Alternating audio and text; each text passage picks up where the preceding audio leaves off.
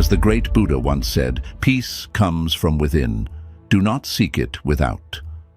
When life begins to hurt too much, our first instinct is to search outside ourselves for relief. We turn to people, distractions, noise, hoping something out there will take the pain away. But no matter how far we search, nothing truly eases the ache inside. You wake up feeling tired, not just in your body, but in your soul. You carry a smile that hides the storm, and every day feels like you're silently begging for peace, but no one really sees it. This is where Buddhism gently brings you home. It doesn't offer escape. It doesn't demand perfection. It simply shows you that the peace you're looking for, the healing, the strength, the clarity, it's already within you, beneath the pain, beneath the noise, waiting to be seen. When life hurts too much, don't rush to fix everything outside. Turn inward, breathe, be still, because peace was never lost. It was just buried under all the things you thought you had to carry. 1. Life is not supposed to be constantly happy. It's supposed to be real. From the moment we are children, we are fed the idea that happiness is the goal of life.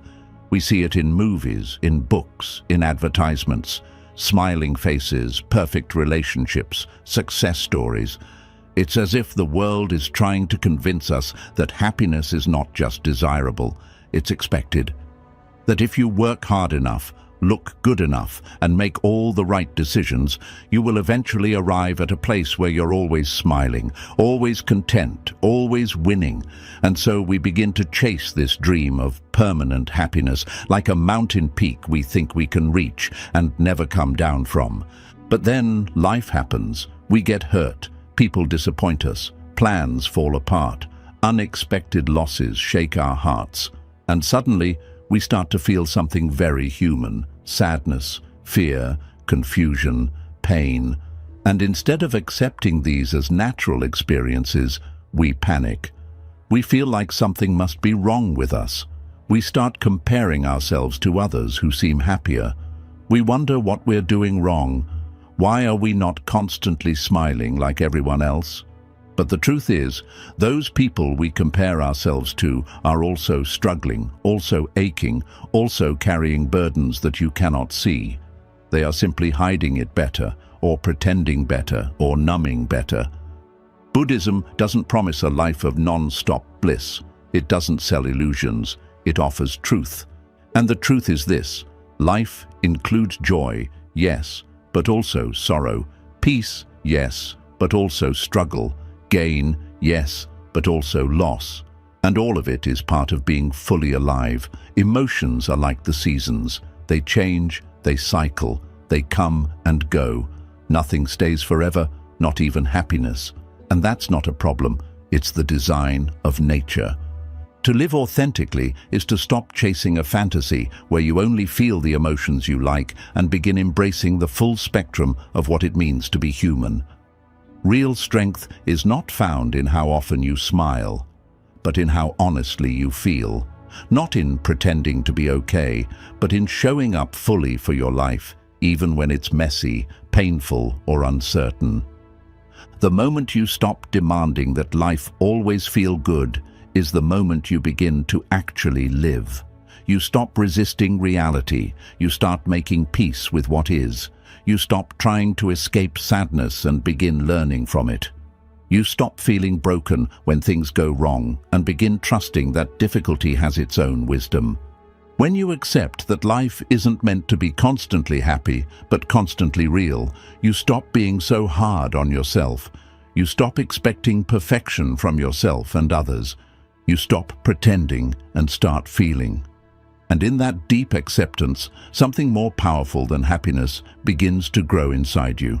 It's not always exciting, it doesn't always sparkle, but it's steady, it's calm, it's clear, it's peace. And peace, unlike happiness, doesn't depend on everything going right. Peace arises when you stop resisting what's wrong. It grows when you stop needing every moment to feel good and start honoring every moment for what it is. You may not always be happy, but you can always be present. You may not always be smiling, but you can always be aware. And that awareness is what transforms suffering into insight. So let go of the illusion that happiness is a destination. You were not born to chase smiles. You were born to feel, to learn, to grow. Let life be real. And you will discover that in its realness, even the pain has beauty, even the sorrow has meaning, and even your hardest moments are preparing you for something deeper than you can yet understand. 2. Breathe through the storm. Your breath is a lifeline. When life becomes too heavy, when your heart feels like it's sinking and your thoughts won't stop spinning, there is one simple truth you often forget. You are still breathing. In the middle of emotional storms, grief, anxiety, or heartbreak, the breath becomes shallow, almost forgotten. You're so focused on the pain that you forget the one tool that is always with you, the one anchor that asks for nothing but awareness.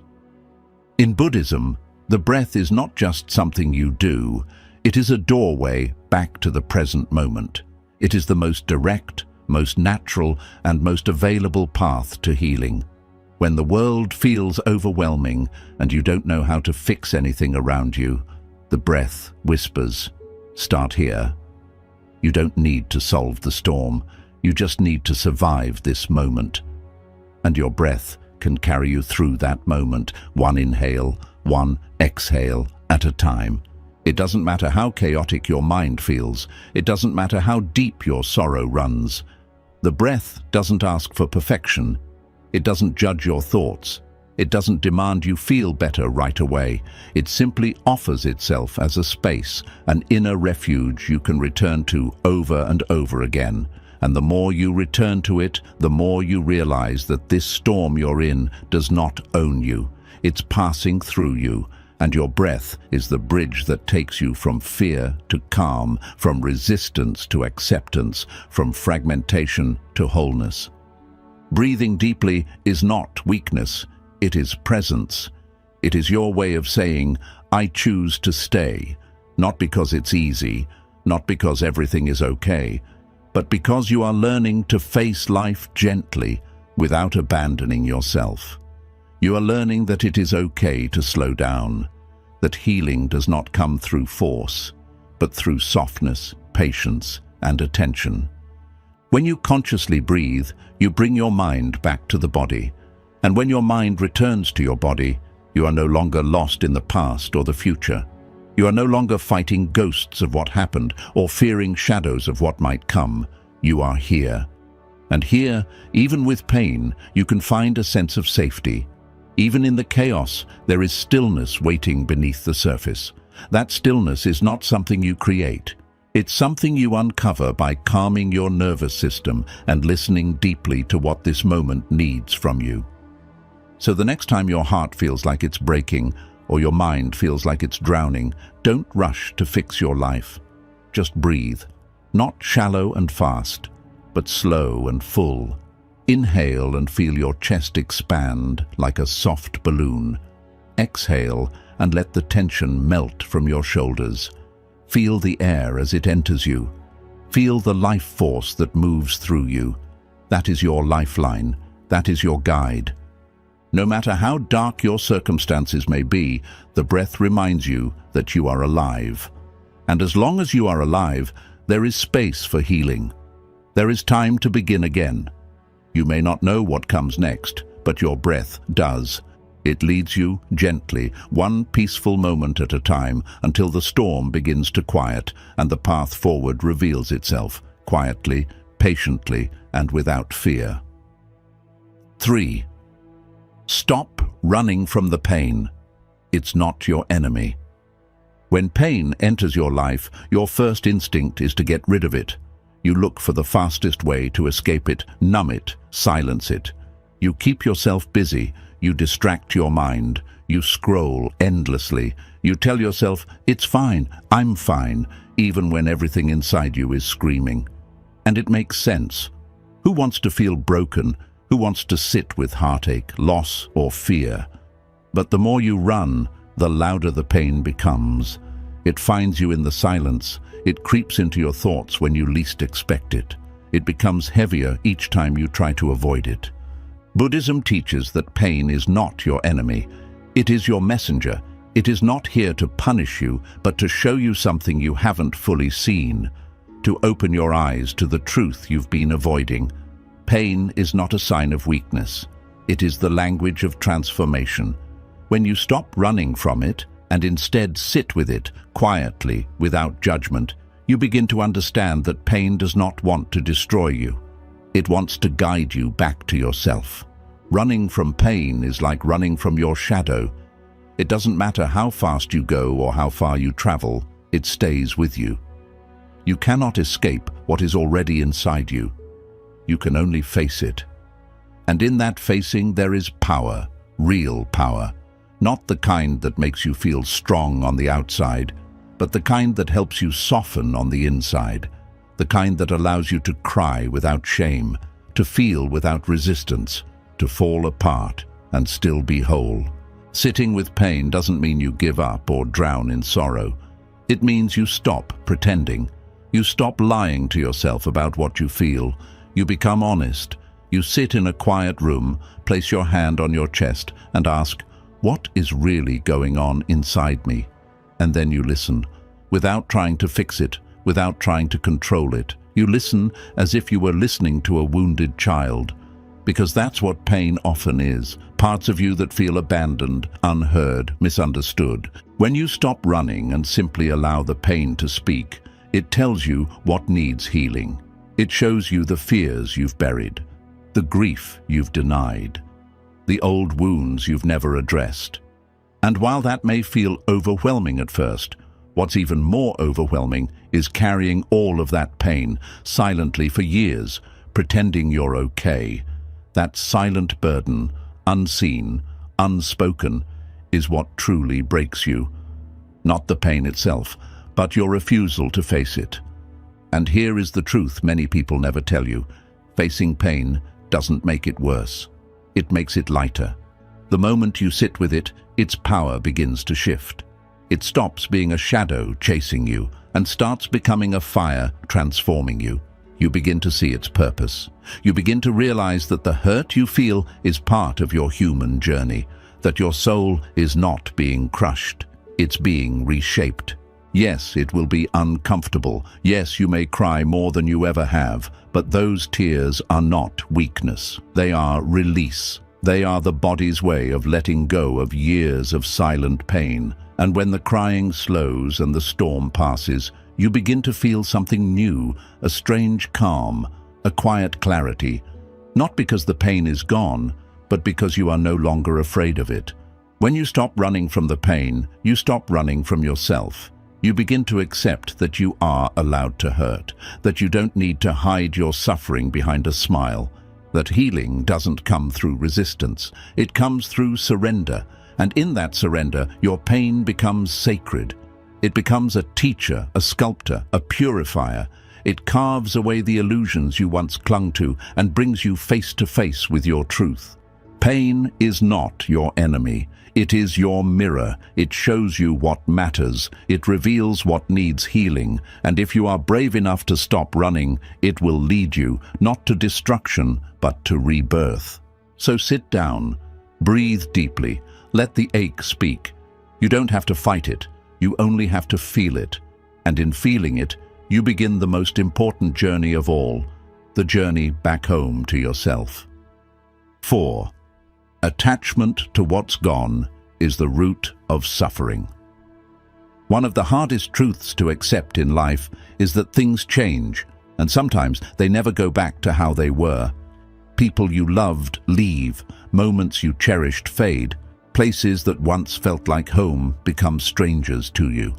You look at the past and long to return, thinking, if only I could go back, if only I could have one more moment, if only things had turned out differently. This is the quiet beginning of suffering, the place where attachment is born. Attachment doesn't mean love, it doesn't mean appreciation. Attachment means clinging. It means holding on to something so tightly in your heart that you become afraid to lose it, even after it's already gone. Buddhism teaches that suffering doesn't come from the loss itself, but from the way we resist that loss. We hold on to what no longer exists in the present. We carry memories like burdens, trying to relive them, trying to keep them alive through force, through longing, through mental repetition. And in doing so, we keep ourselves trapped, not in reality, but in what once was. When something or someone we love is taken from us, the pain is real. Grief is natural, sadness is human, but attachment turns that natural pain into prolonged suffering. We don't just feel the sadness, we keep reopening the wound by replaying the story. We ask ourselves endless questions, we blame ourselves, we build fantasies of how things could have been, and in this cycle, we forget to live. We stop seeing the beauty of the moment we are in because our eyes are fixed on a door that has already closed. Letting go is one of the most difficult practices in Buddhism because it requires complete honesty with yourself. It asks you to admit that no matter how deeply you loved, no matter how much something meant to you, it is no longer here in the same form.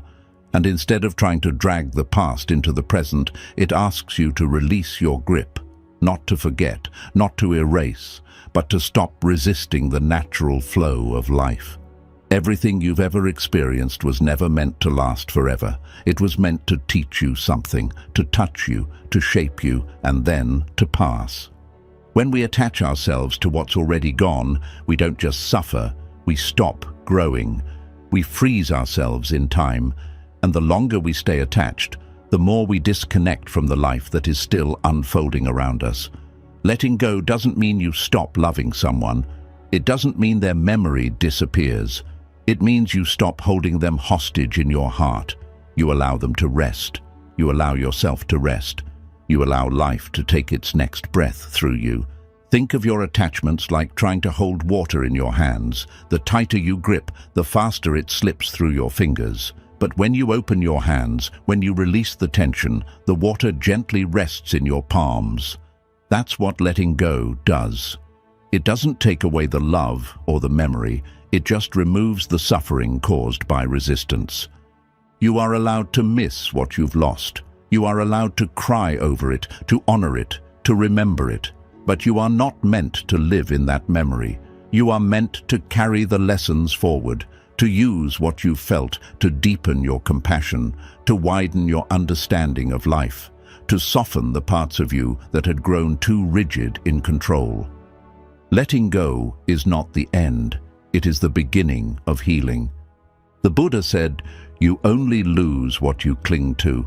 And sometimes what you're clinging to is not even the person or the thing, but the idea of what it meant to you.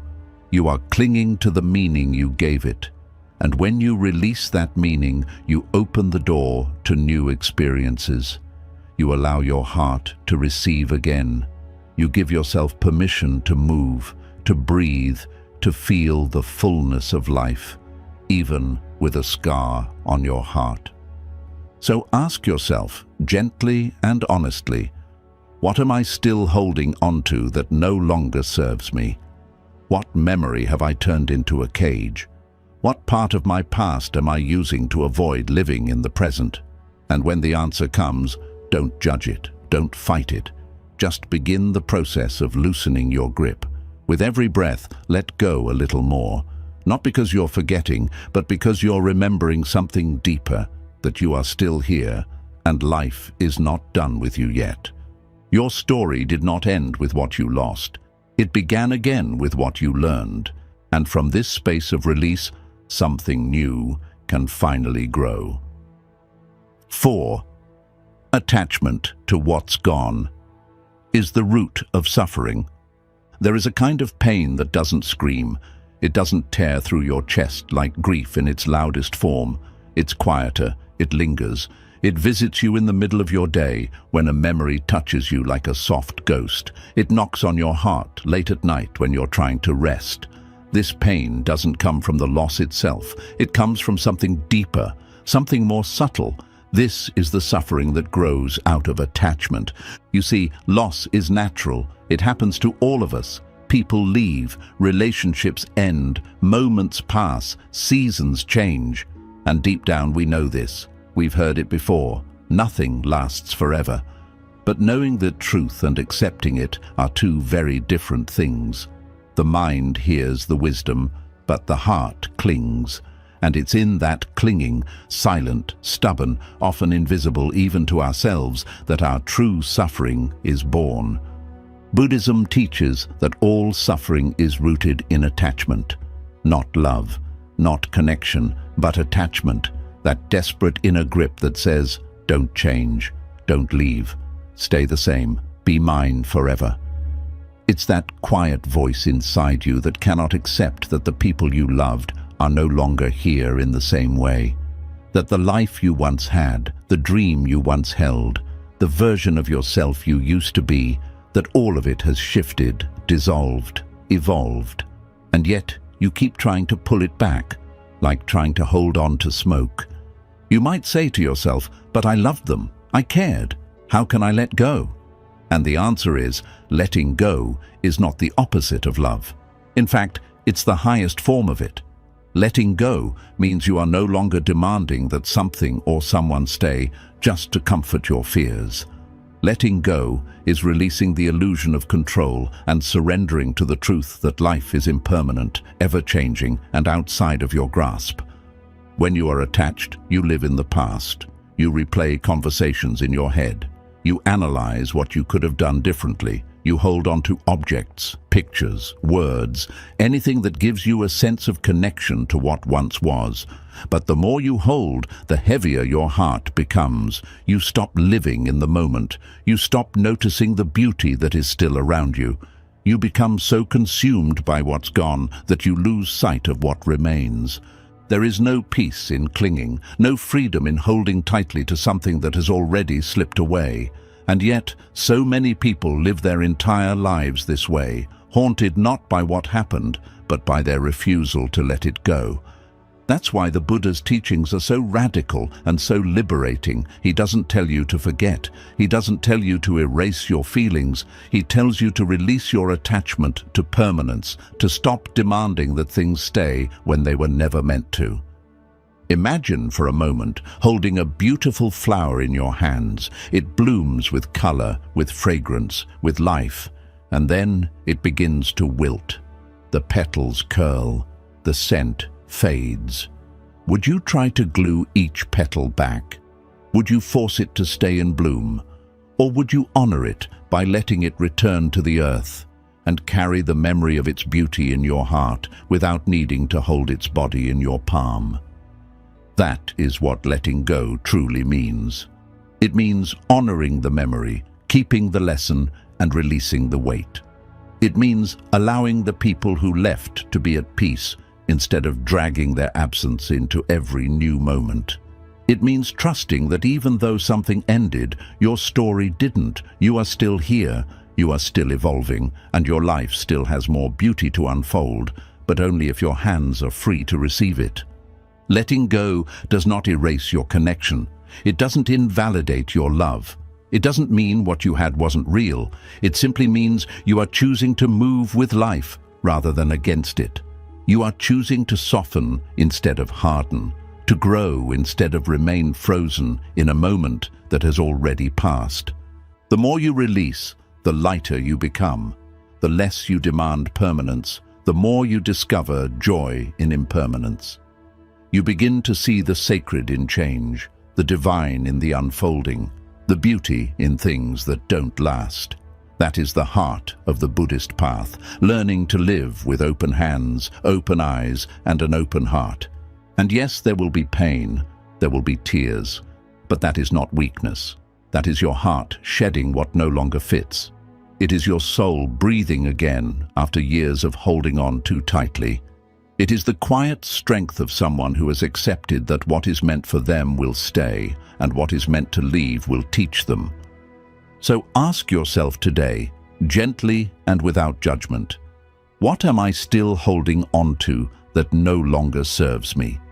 Whose voice am I replaying in my mind, trying to keep them alive? What old version of me am I still attached to, afraid to let go of? And what would it feel like? What would it really feel like to finally loosen my grip? Letting go is not an event. It is a daily practice, a quiet surrender, a soft exhale, and with every breath you take, you can begin again. You can unclench your heart, open your hands, and whisper to the universe, I am ready. I am not afraid to feel. I am not afraid to release. I trust the flow of life. I trust that what has ended has made me who I am, and I am ready to keep becoming. 5.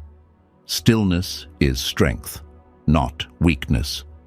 In a world that glorifies noise, movement, urgency, and relentless activity, stillness is often misunderstood. People think that if you are quiet, you are passive. If you are not reacting, you are weak. If you pause, you are falling behind. But Buddhism teaches something profoundly different. It teaches that stillness is not the absence of power. It is the highest expression of it. In fact, it is in stillness that true wisdom, healing, and strength begin to awaken. Look at nature. The strongest trees do not scream when the wind blows. They stand tall and firm in silence.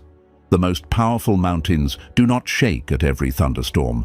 They endure.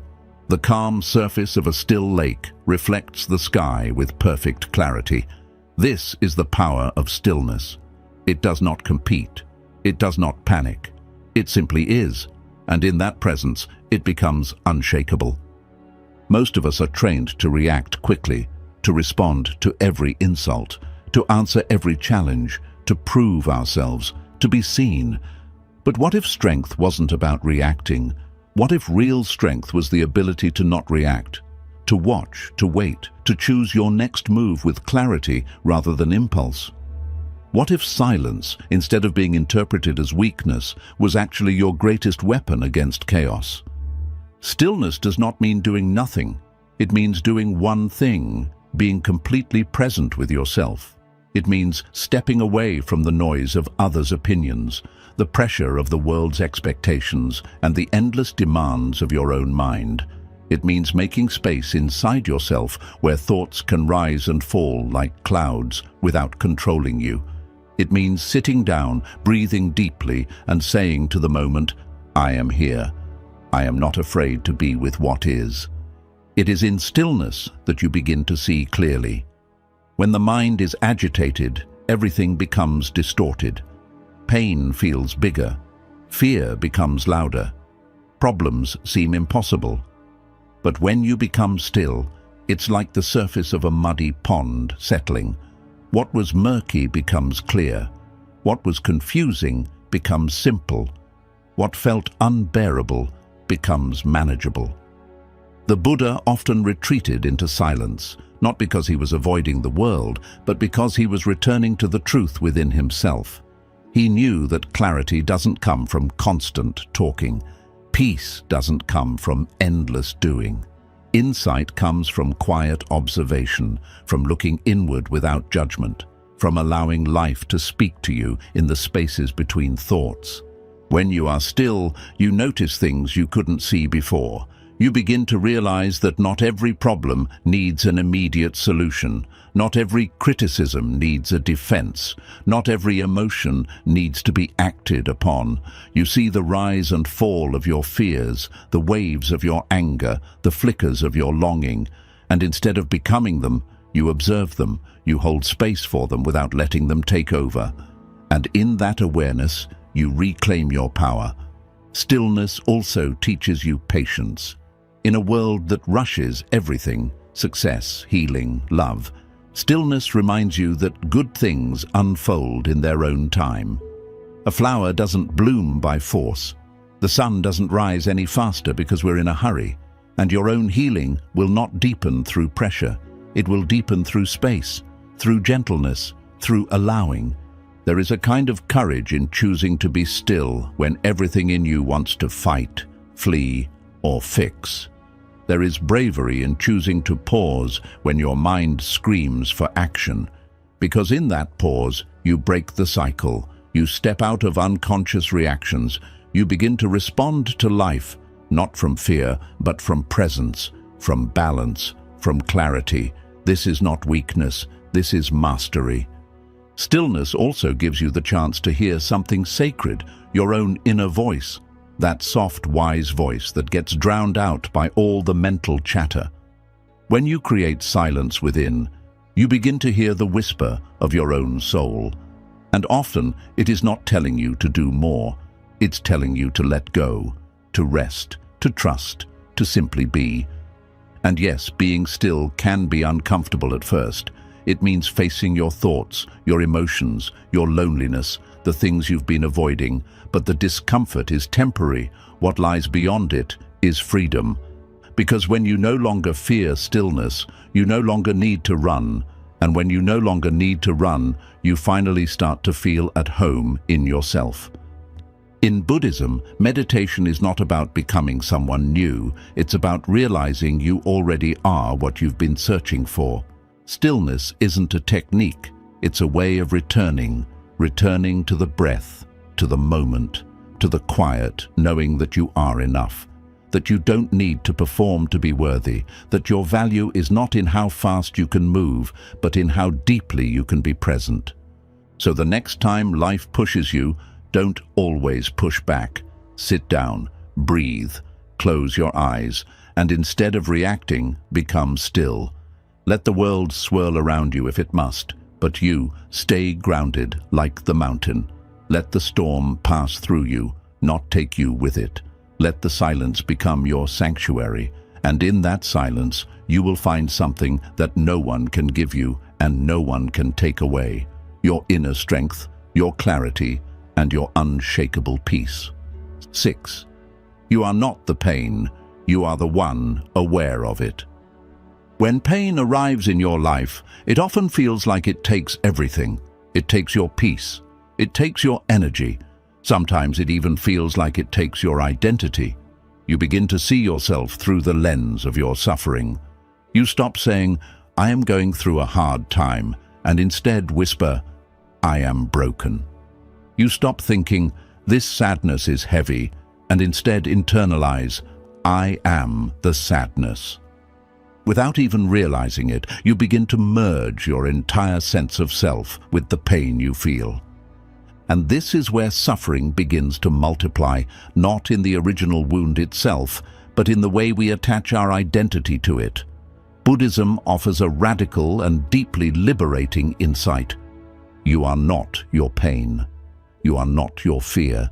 You are not your grief, your regret, your anxiety, your rage. You are the awareness behind all of it. You are the space in which it rises.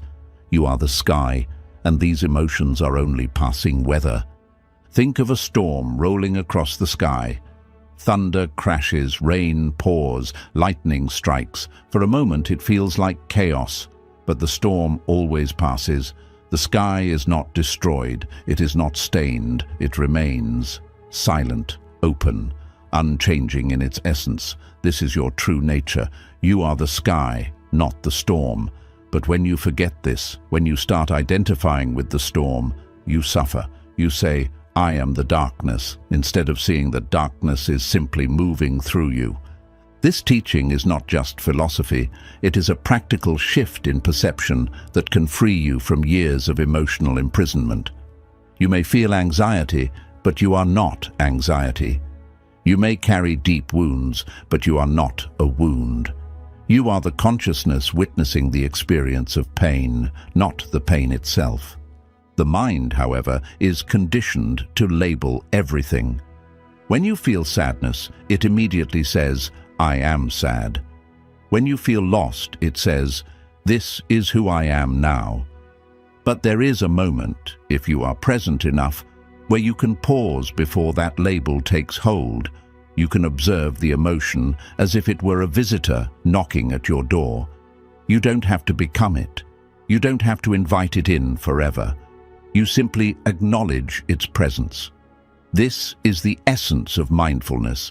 It is the ability to notice what is happening within you without getting swept away by it. When you bring gentle awareness to your inner world, you begin to realize that your thoughts are not facts and your feelings are not permanent. They are like waves on the ocean, rising, cresting and falling. No matter how strong the wave, the ocean remains, deep, vast, unshaken. You may ask, but what about trauma? What about deep grief that doesn't go away? These are not small things. They live in the body. They echo in the mind. They show up in relationships, in decisions, in quiet moments when you think you're fine. Buddhism does not ask you to deny these things. It asks you to meet them with presence, with compassion, and most importantly, with the remembrance that they are not who you are. When you sit with your pain in meditation, or in silence, or in nature, you begin to feel the space between you and the sensation. You begin to recognize the part of you that is untouched, even by the most intense suffering. That part of you, the watcher, the witness, the deep self, is your true nature. It is always there, whether you are laughing or crying, at peace or in turmoil. To realize this is not to ignore your suffering, it is to place it in its proper place. You are not the prison, you are the one noticing the walls. And in that noticing, you begin to realize the door has always been open. One of the Buddha's greatest insights was that suffering is inevitable, but identification with suffering is optional. Pain will visit every human being. No one escapes it. But how we relate to that pain determines the quality of our life. If you believe the pain is your identity, you become its prisoner. But if you see the pain as a visitor, you can bow to it, learn from it, and let it pass. This shift is not instant. It is a practice. Every day you will be tempted to slip back into old stories. I'm not enough. I'll never heal.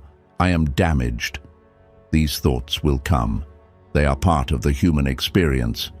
But with mindfulness, you begin to catch them. You begin to say, there is the thought again.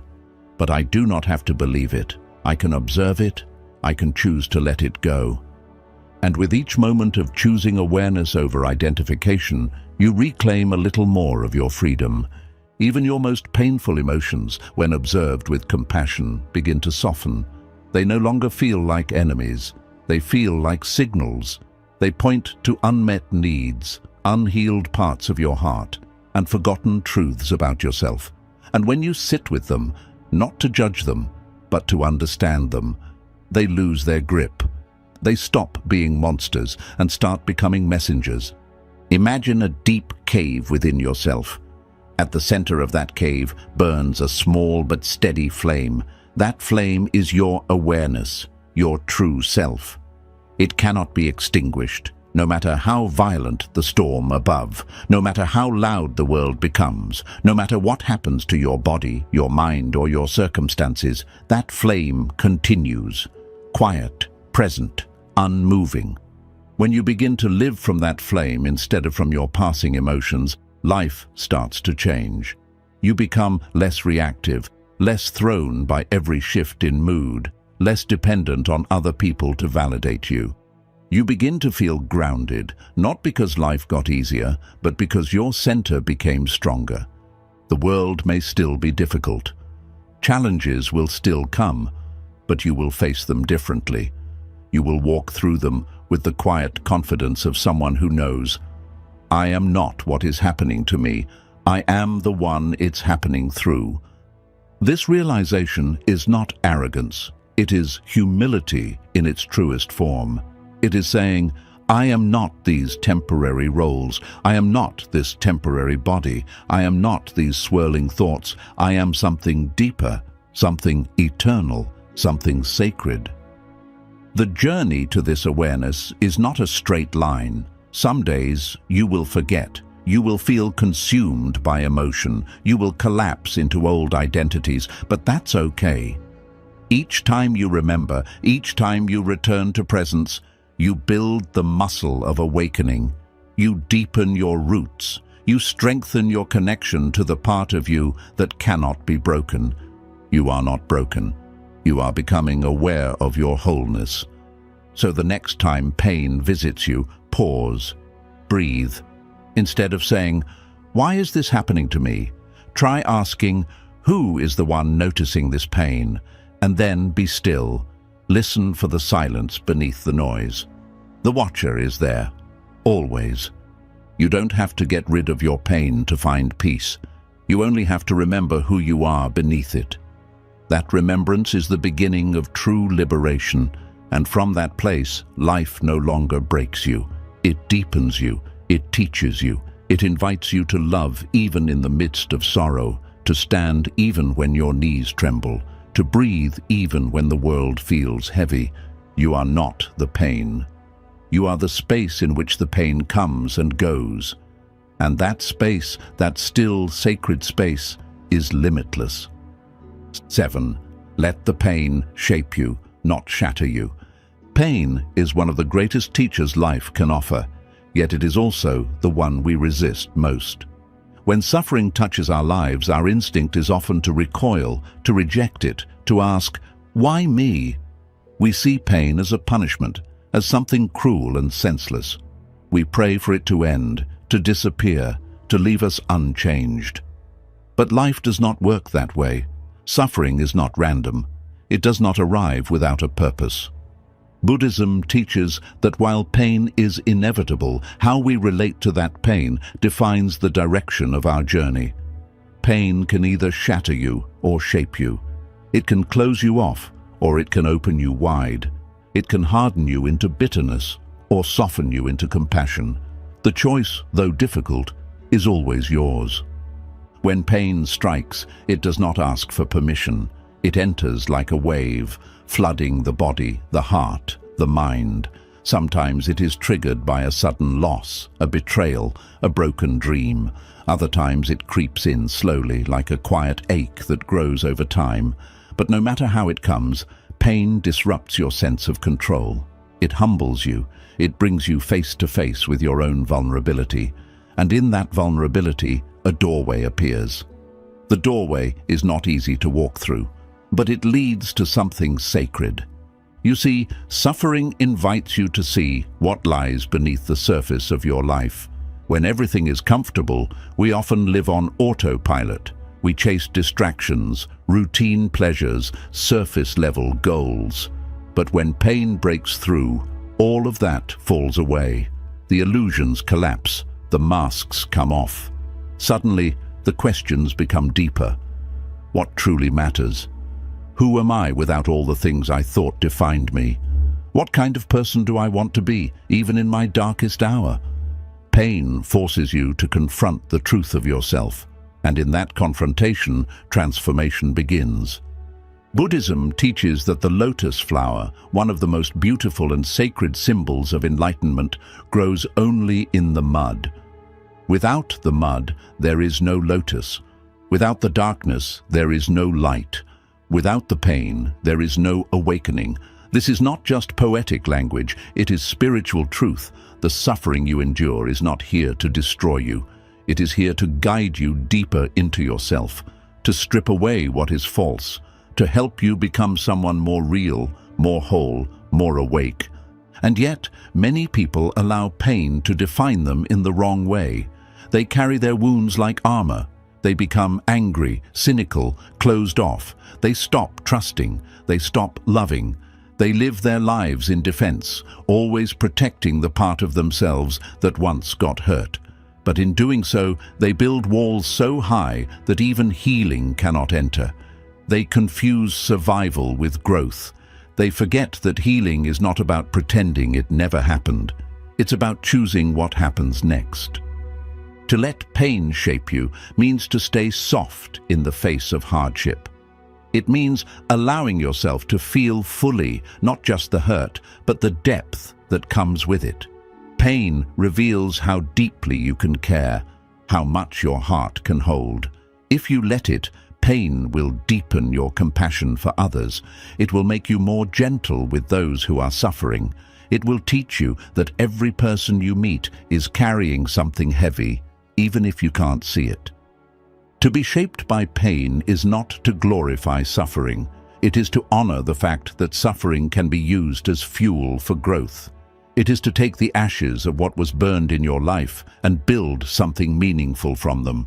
The loss, the failure, the heartbreak, they don't have to be the end of your story. They can be the beginning of a wiser, more grounded chapter, but only if you let the pain teach you instead of allowing it to make you bitter. The truth is, pain brings up everything that was buried. It exposes fears you didn't know you had. It reveals insecurities you thought you had hidden. It touches wounds from the past that were never healed. And though it can feel overwhelming, this exposure is a gift. You cannot heal what you refuse to see. You cannot transform what you will not face. Pain brings the hidden into the light. And once it is in the light, you can work with it. You can breathe into it. You can hold it with love. And slowly, you can begin to release it. There is a Buddhist teaching that says, suffering is like being shot with 2 arrows. The first arrow is the pain itself, the situation, the event, the heartbreak. The second arrow is how we respond to it, our resistance, our self-blame, our anger, our fear. While we may not control the first arrow, we always have a choice about the second. We can let it harden us, or we can allow it to soften us. We can tighten in resistance, or we can breathe into acceptance. And it is in that acceptance, not resignation, but deep presence, that healing begins. Letting pain shape you also means letting go of the idea that healing must be fast or clean. Healing is messy. It is non-linear. It is full of contradictions. Some days you feel strong. Other days you feel like you're back at the beginning. This is normal. This is human. Growth is not a straight line. It is a spiral. You revisit the same lessons, but each time from a deeper level. And each time you return, you bring more wisdom with you. The person you become after pain is not a weaker version of yourself. It is a more truthful one. A person who knows how to sit with discomfort, who knows how to listen to silence, who understands the value of tears, who has learned how to surrender control without giving up hope. This kind of person cannot be shaken easily, because their strength is not built on illusion. It is built on the courage to face life as it is. When you allow pain to shape you instead of shatter you, you also begin to see beauty in places you never looked before. You start to notice the stillness of a tree, the kindness in a stranger's smile, the miracle of your own breath. You begin to appreciate life, not just the good days, but the ordinary ones, the quiet ones, the ones you used to overlook. This is one of the gifts of suffering. It returns you to the present. It wakes you up to the fact that every moment is precious. Every moment is a chance to begin again. You may think your scars make you less whole, but in truth, they are part of your wholeness. They are the maps of where you've been. They are reminders that you endured, that you didn't give up, that even when the world tried to break you, you chose to stay. You chose to keep breathing. You chose to keep showing up. And that choice, made again and again in the face of pain, is a quiet form of greatness. Buddhism does not ask you to seek out suffering. It asks you to meet the suffering that finds you with presence, with compassion, with the understanding that this too is part of the path. Not an obstacle, but a gate. And beyond that gate is not more pain, but more depth, more clarity, more peace than you ever thought possible. So if you are hurting right now, if life feels too heavy, if your heart feels like it cannot carry one more loss, know this: you are being shaped, not shattered. This is not the end. This is a turning point, a chapter of refinement, a time of shedding the old so something new can rise. Don't rush it. Don't force it. Let the pain do its sacred work. Let it speak. Let it breathe. Let it be part of your becoming. And one day, not too far from now, you will look back at this moment with eyes that understand, with a heart that no longer bleeds, but beats stronger than ever. You will carry the wisdom of your pain not as a burden, but as a light for others. A reminder that the most beautiful souls are not the ones who never suffered, but the ones who chose to grow through it. Let the pain shape you. Let it teach you. Let it carve you into someone who walks this world, not with fear, but with grace. Not with a hardened heart, but with open hands. Not with anger in your voice, but with love in your silence. Let the pain shape you, not because you wanted it, but because you were brave enough to let it. And in doing so, you will not just survive, you will awaken. 8. The silent power of acceptance is greater than control. There is a quiet truth in this life that many people never discover, not because it is hidden, but because it is too simple, too still, too humble to be noticed by a mind constantly seeking control. That truth is this: acceptance is more powerful than control. The world tells you to fight, to push, to fix, to change everything that doesn't feel good, everything that doesn't go your way. But Buddhism invites you into a different kind of strength, a strength that doesn't shout, a strength that doesn't resist, a strength that rises not from force, but from letting go. To understand this, you must first look deeply at your own suffering.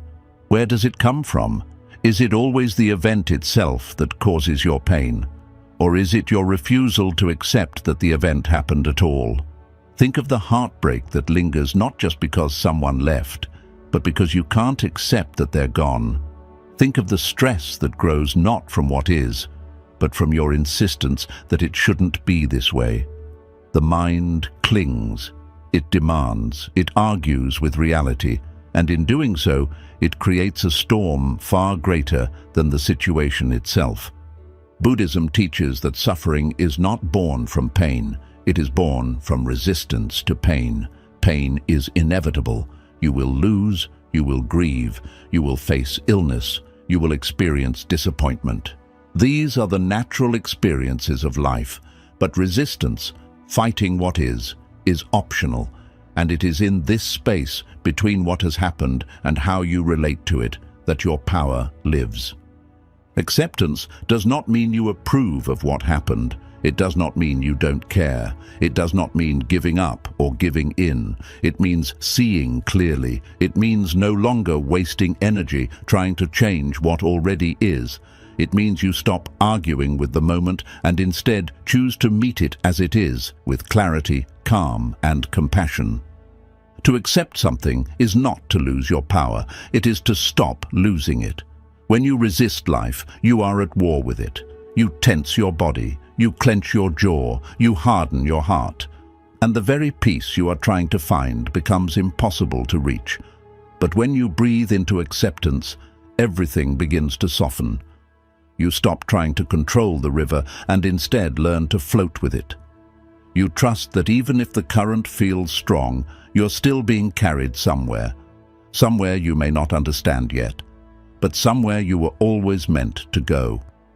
Consider a tree in winter. The cold arrives, the leaves fall, the sky turns grey, but the tree does not resist. It does not scream at the wind. It does not try to glue its leaves back on. It simply stands, silent, accepting, trusting that spring will come in time. And because it does not waste energy resisting the season, it survives it. It remains rooted, and in its time, it blooms again. That is the wisdom of nature. That is the wisdom you must remember. Control feels good in the short term. It gives you the illusion of certainty. It makes you feel like you are safe, like you are winning. But in reality, control is fragile. Life does not obey your plans. People do not follow your expectations. And when control slips through your fingers, as it always does, you are left anxious, fearful, broken. Acceptance, on the other hand, may feel powerless at first. It may feel like surrender. But over time, it reveals itself to be the strongest ground you can stand on, because it does not depend on anything going your way. It is peace that is not tied to outcome. So many of us live in a constant state of internal resistance. We wake up wishing we felt different. We carry anger over things we cannot change. We revisit old memories trying to rewrite them. We build entire futures in our minds and then fall apart when reality takes a different path. But what if, instead of trying to control the uncontrollable, you learn to relax into the truth of what is? This does not mean you stop growing.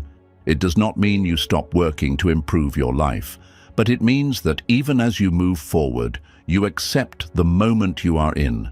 You accept the place you're starting from. You stop rejecting the present as a mistake. And when you do, a kind of magic begins to unfold. You begin to feel less tense, less afraid, less scattered, because now, instead of fighting life, you are walking with it.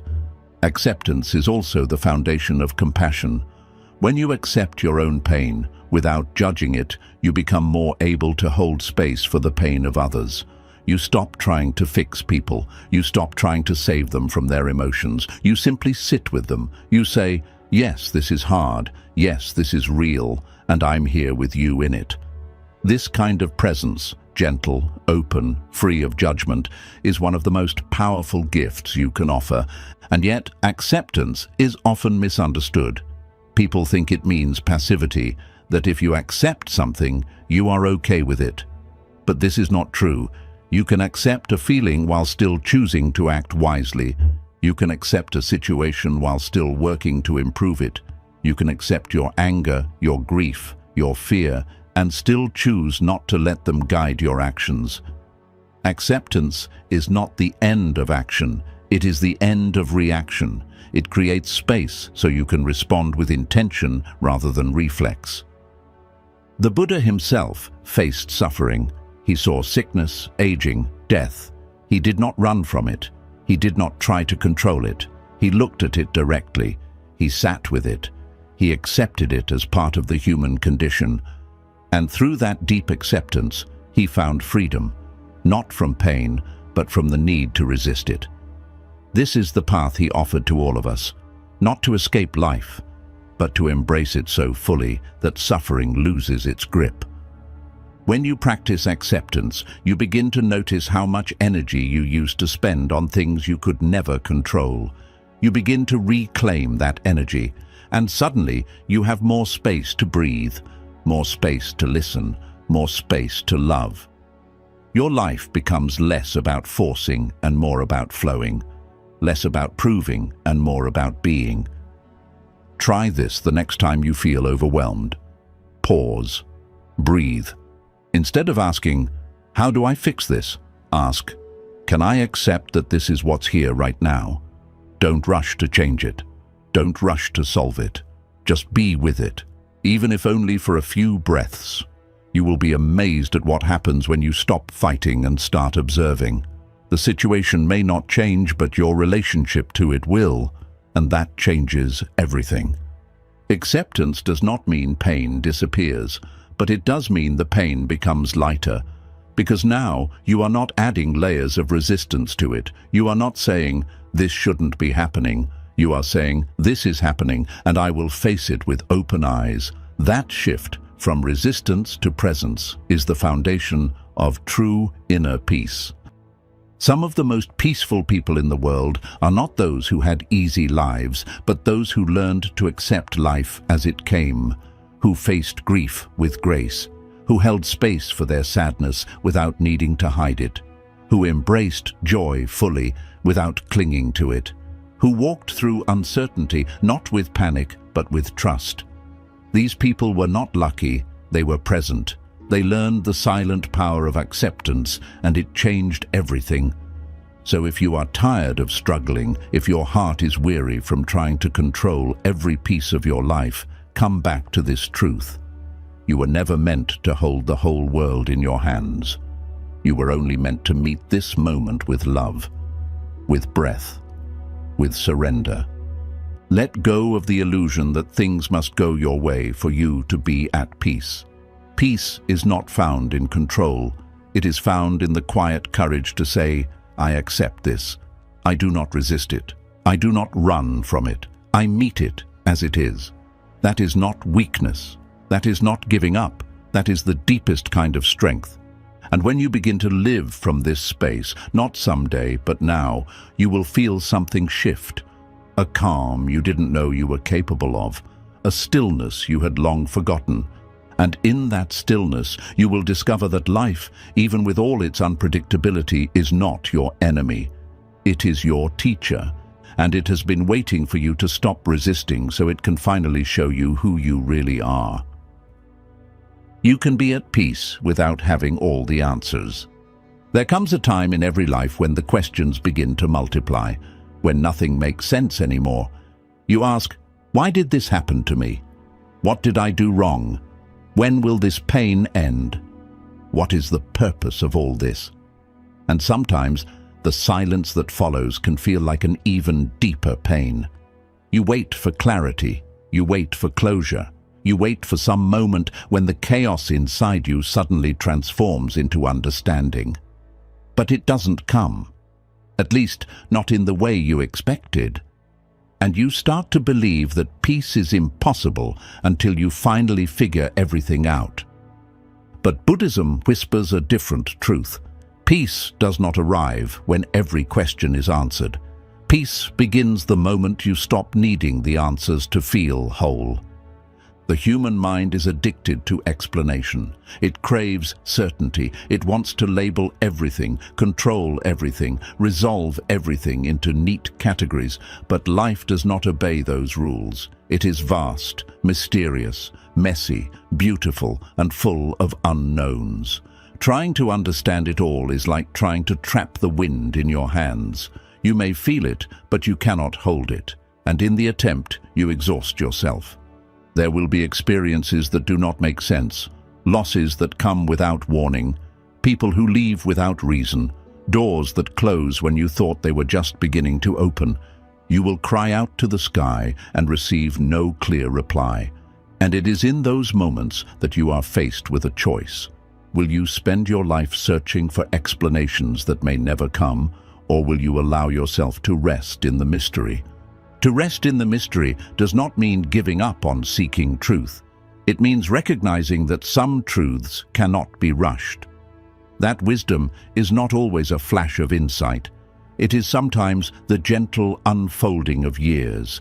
It means learning to breathe even when the future is unknown, to soften even when the path ahead is unclear, to sit down in the darkness and trust that even here, even now, life is still holding you. There is a kind of peace that only comes when you stop fighting for control over the unknowable. A peace that says, I do not need to understand everything to live with grace. I do not need to have all the answers to be present. I do not need to fix the past to honor it. I can be here exactly as I am, with open hands and an open heart. The Buddha himself taught that clinging to certainty leads to suffering, that freedom comes not from knowing, but from letting go. He did not offer all the answers. Instead, he offered a path, a way of living that brings you into alignment with the reality of impermanence, interdependence, and emptiness. And through that alignment, you discover that you do not need to hold the universe in your mind to be in harmony with it.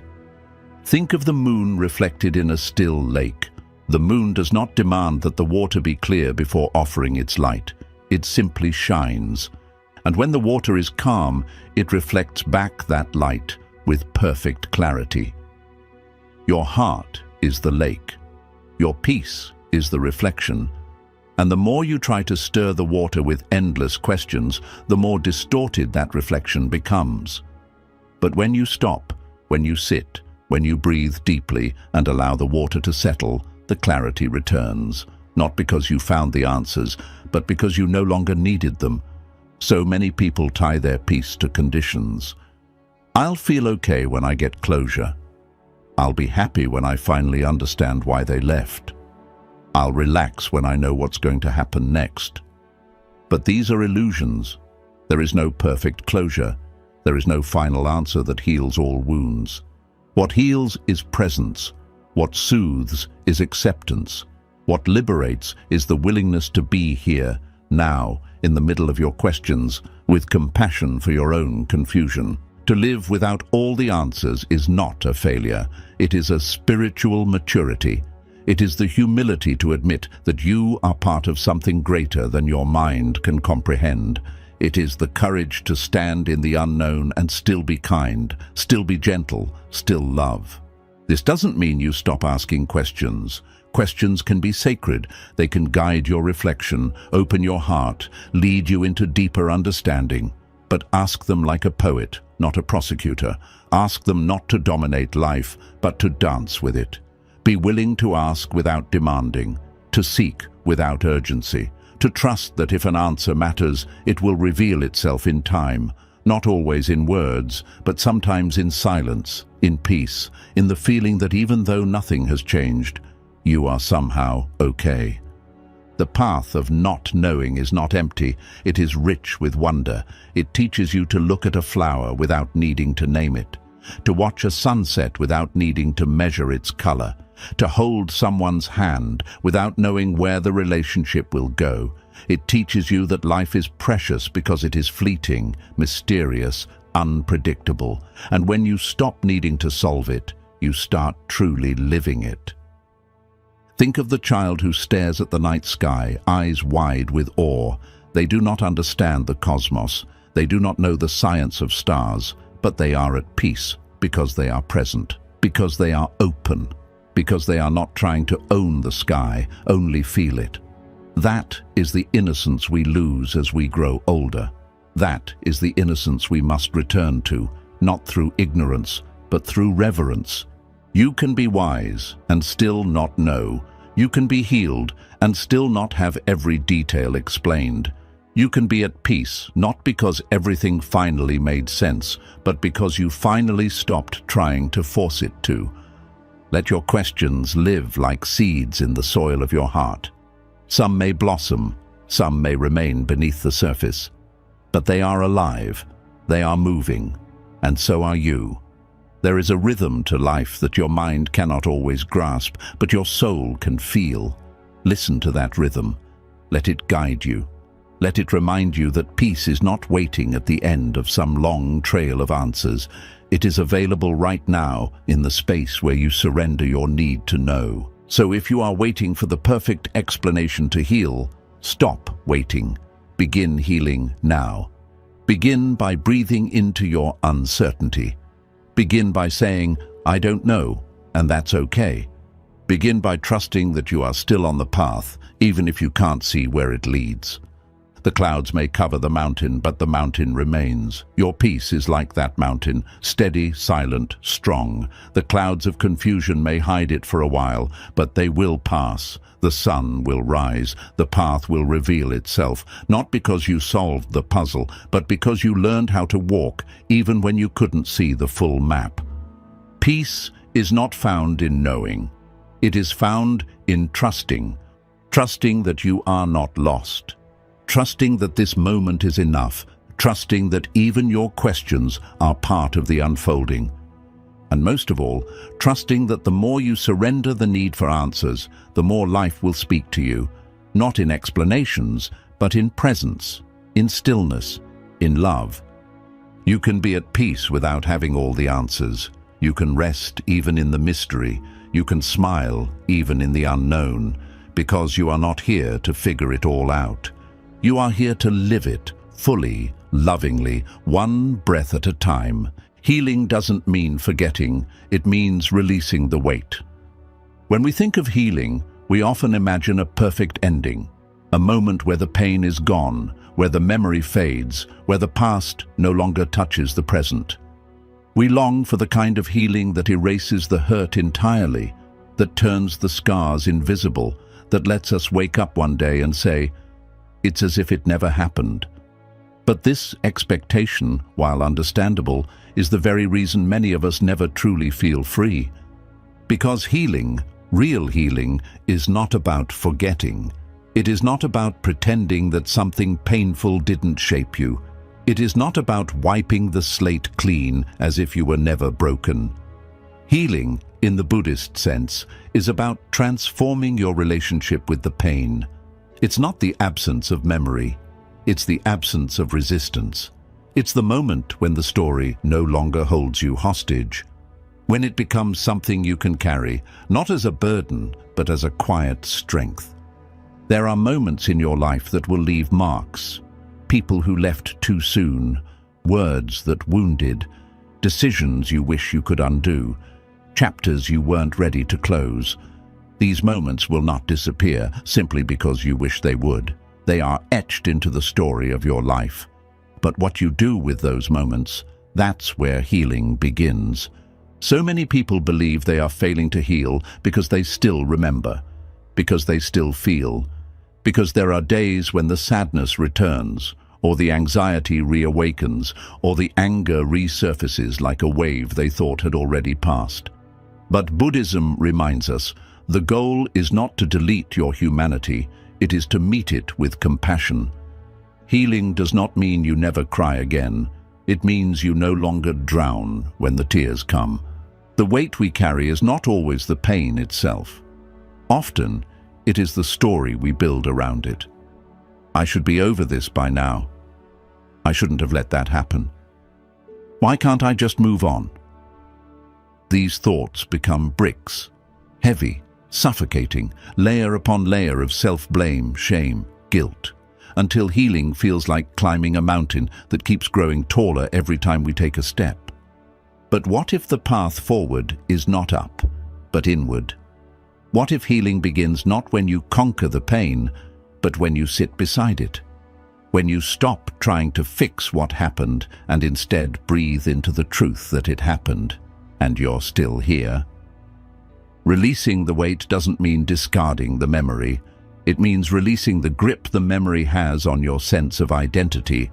You can still remember the person who left and not feel bitterness.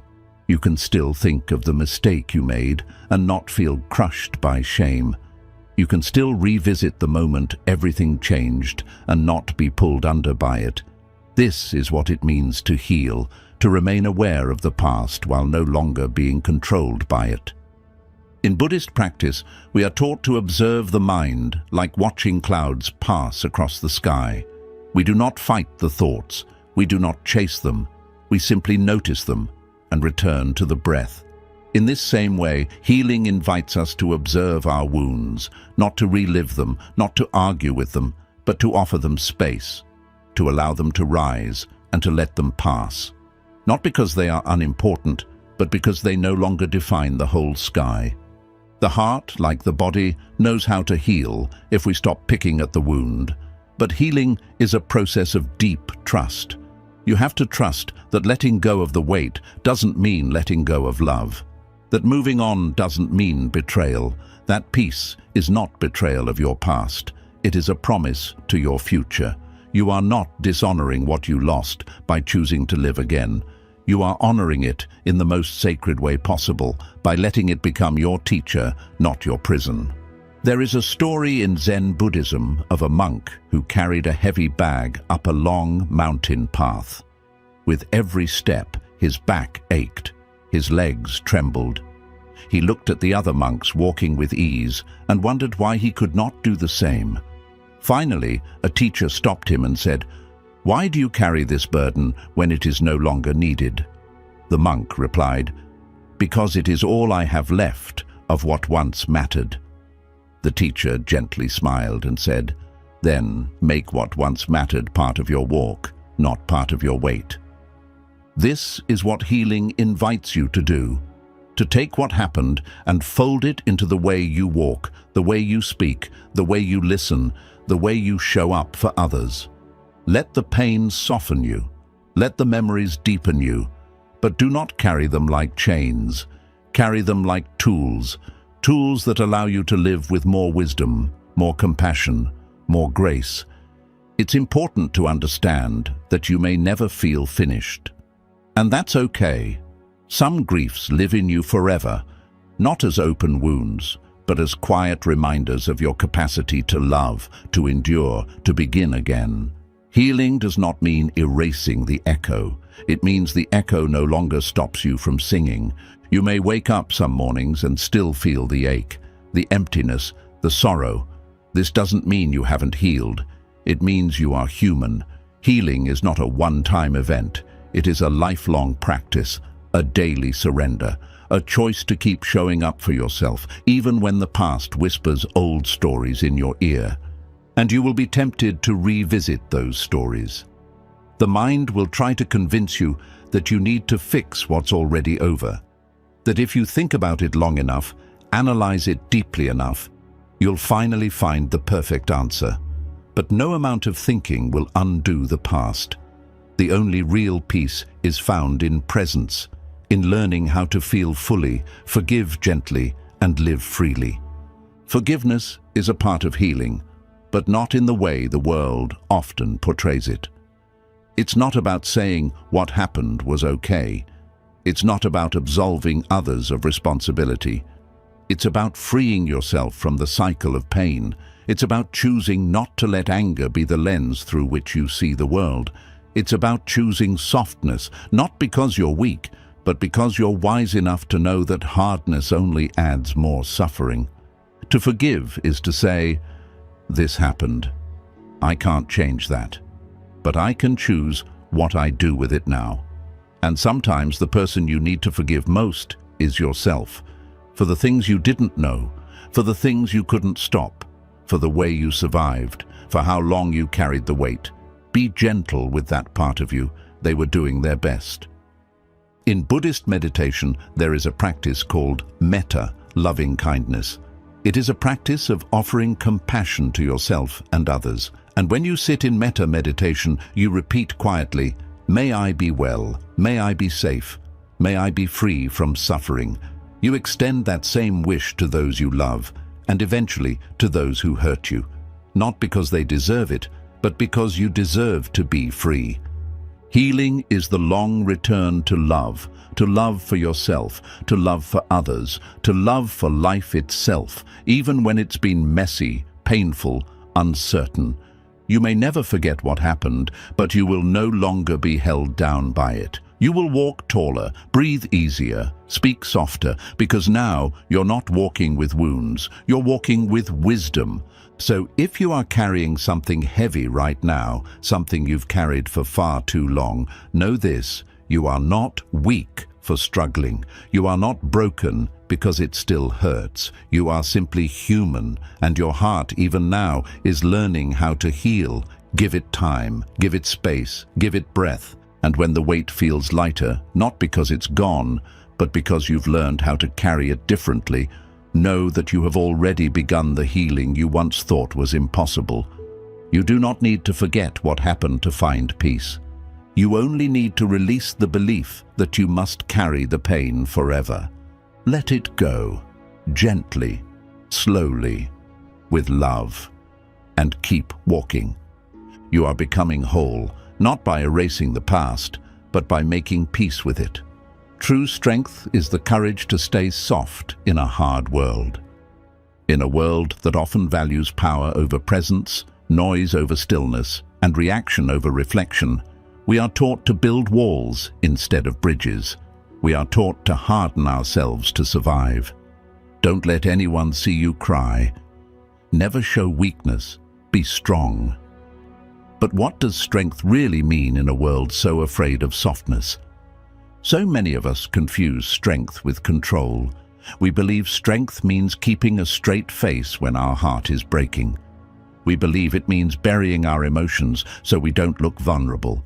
We believe it means walking away before we get too close, or speaking louder so no one hears our trembling voice. And in doing so, we forget something sacred, that softness is not the opposite of strength. It is a deeper, truer form of it. A strength that doesn't protect through armor, but through authenticity. Buddhism does not define strength as domination. It defines it as equanimity, the balanced mind that does not cling to praise nor collapse under blame. It defines it as compassion, the willingness to open your heart again and again, even after it's been hurt. It defines it as mindfulness, the steady awareness that notices the pain, the joy, the confusion, and meets it all with gentleness. True strength is not the refusal to feel. It is the willingness to feel fully and not be swept away. It is allowing grief to move through you without turning it into bitterness. It is feeling fear without letting it shut your heart. It is choosing to love when it would be easier to close, to listen when it would be easier to defend, to remain kind when the world gives you every excuse not to be.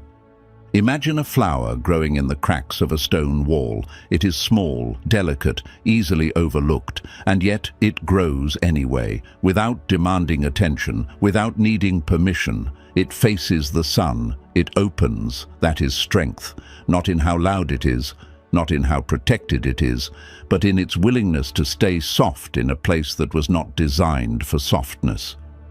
There is a story in Buddhist tradition of a monk who was known for his gentle demeanor.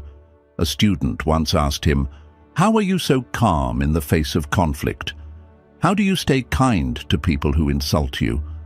The monk replied, "Because I do not confuse their actions with my identity. I do not mirror what I see. I respond with what I choose to be." That is real power. The power to respond, not react. The power to stay rooted in your values, even when others abandon theirs. Staying soft does not mean letting others walk over you. It does not mean tolerating abuse. It does not mean saying yes when you mean no. Softness is not weakness. It is clarity. It is knowing that your energy is too sacred to be wasted in rage, that your peace is more precious than winning a petty argument, that you do not have to raise your voice to be heard. You only have to speak with truth. Softness requires boundaries. It requires discernment. It requires the wisdom to step away from people and places that demand you become someone you are not. But even as you walk away, you do not close your heart. You do not let pain turn you into someone unrecognizable. You do not let betrayal teach you that love is a mistake. You allow the lesson to shape you, but not harden you. Because once you harden, everything becomes a battle. Every conversation is a war. Every new person is a potential threat. You live guarded, disconnected, always ready to protect, but rarely ready to connect. You become your own prisoner, behind walls built for safety, but surrounded by loneliness. And deep inside, your true self, gentle, loving, alive, is waiting to return. But to be soft is not to be naive. It is not to ignore the darkness of the world. It is to see the darkness and choose to bring light anyway. To be soft is to stay tender, even when it's not fashionable. To be the one who listens while others shout. To be the one who forgives while others cling to resentment. To be the one who slows down while the world races past. The Buddha's path is the middle path, not indulgence, not denial, not hardness, not helplessness. It is balance. And in that balance, softness has a sacred place. Softness is what allows you to be present with suffering without running. It is what allows you to hold the hand of someone grieving, not because you have the right words, but because your presence is enough. It is what allows you to say, "I don't have all the answers, but I'm here. I'm with you." True strength is the mother who still sings to her child, even when her heart is weary. It is the elder who smiles, despite the pain of aging. It is the person who chooses kindness when they themselves are starving for it. It is the monk who bows to the earth every morning, not because the earth demands it, but because reverence is his language of living. And sometimes the softest acts are the bravest, saying, "I'm sorry" when pride screams otherwise, saying, "I love you" when fear says you shouldn't, letting go when your ego begs to hold on. These are not signs of weakness, these are signs of wisdom. They show that you understand life is not a competition, it is a communion.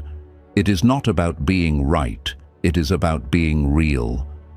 In a world that often rewards detachment, staying emotionally alive is an act of resistance. To feel deeply in an age of numbing is courageous. To remain open when so many are closed is spiritual rebellion. Every time you choose to stay soft, you choose love over fear. You choose awareness over avoidance. You choose your higher self over the ego. And no, it won't always be easy. Your kindness will be misunderstood. Your gentleness will be mocked. Your calmness will be mistaken for passivity. But remember, the ocean does not explain its stillness to the storm. The moon does not justify its glow to the darkness. You do not need to defend your softness. You only need to embody it. When you live this way, rooted in softness, grounded in compassion, people will begin to feel something different in your presence. Not judgment, but safety. Not noise, but depth. They will feel seen, heard, held. Not because you try to fix them, but because your being offers refuge. And that is the highest form of strength, to become a place where others can return to themselves. So if you feel things deeply, do not apologize. If your heart breaks easily, do not harden it. If the world feels overwhelming, do not shut it out. Let yourself be touched by life. Let yourself be moved. Let yourself cry when the moment asks for tears, and laugh when joy bubbles up without warning. Let your softness be your superpower. Because this world does not need more armored hearts. It needs more open ones. It needs people who know how to kneel, not just rise, who know how to pause, not just push, who know how to say, I am here, I feel this, I will not close. Let the world harden if it must. But you, stay soft, not because it's easier, but because it's real, not because it's safe, but because it's sacred, not because it changes them, but because it transforms you. And in the end, your softness will not break you. It will build you. It will deepen you. It will return you to the truth that was always inside you. That you are not here to win. You are here to love. And the deepest love is the love that remains tender, even when the world forgets how to be. You don't need to rush to be whole. You are already becoming.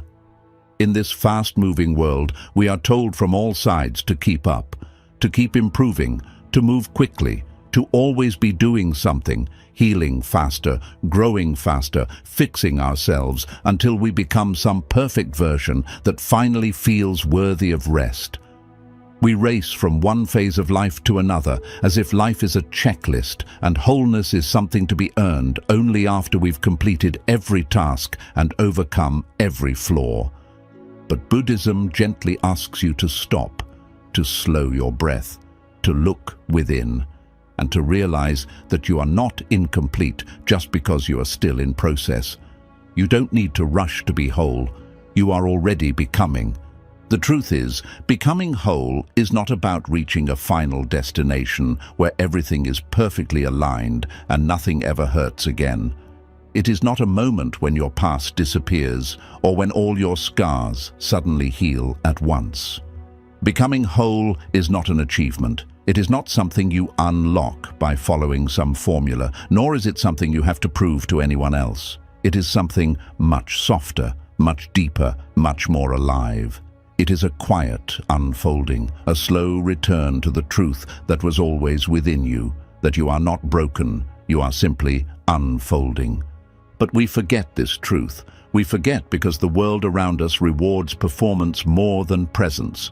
It teaches us to compare our lives to others, to measure our progress by what we can see on the outside.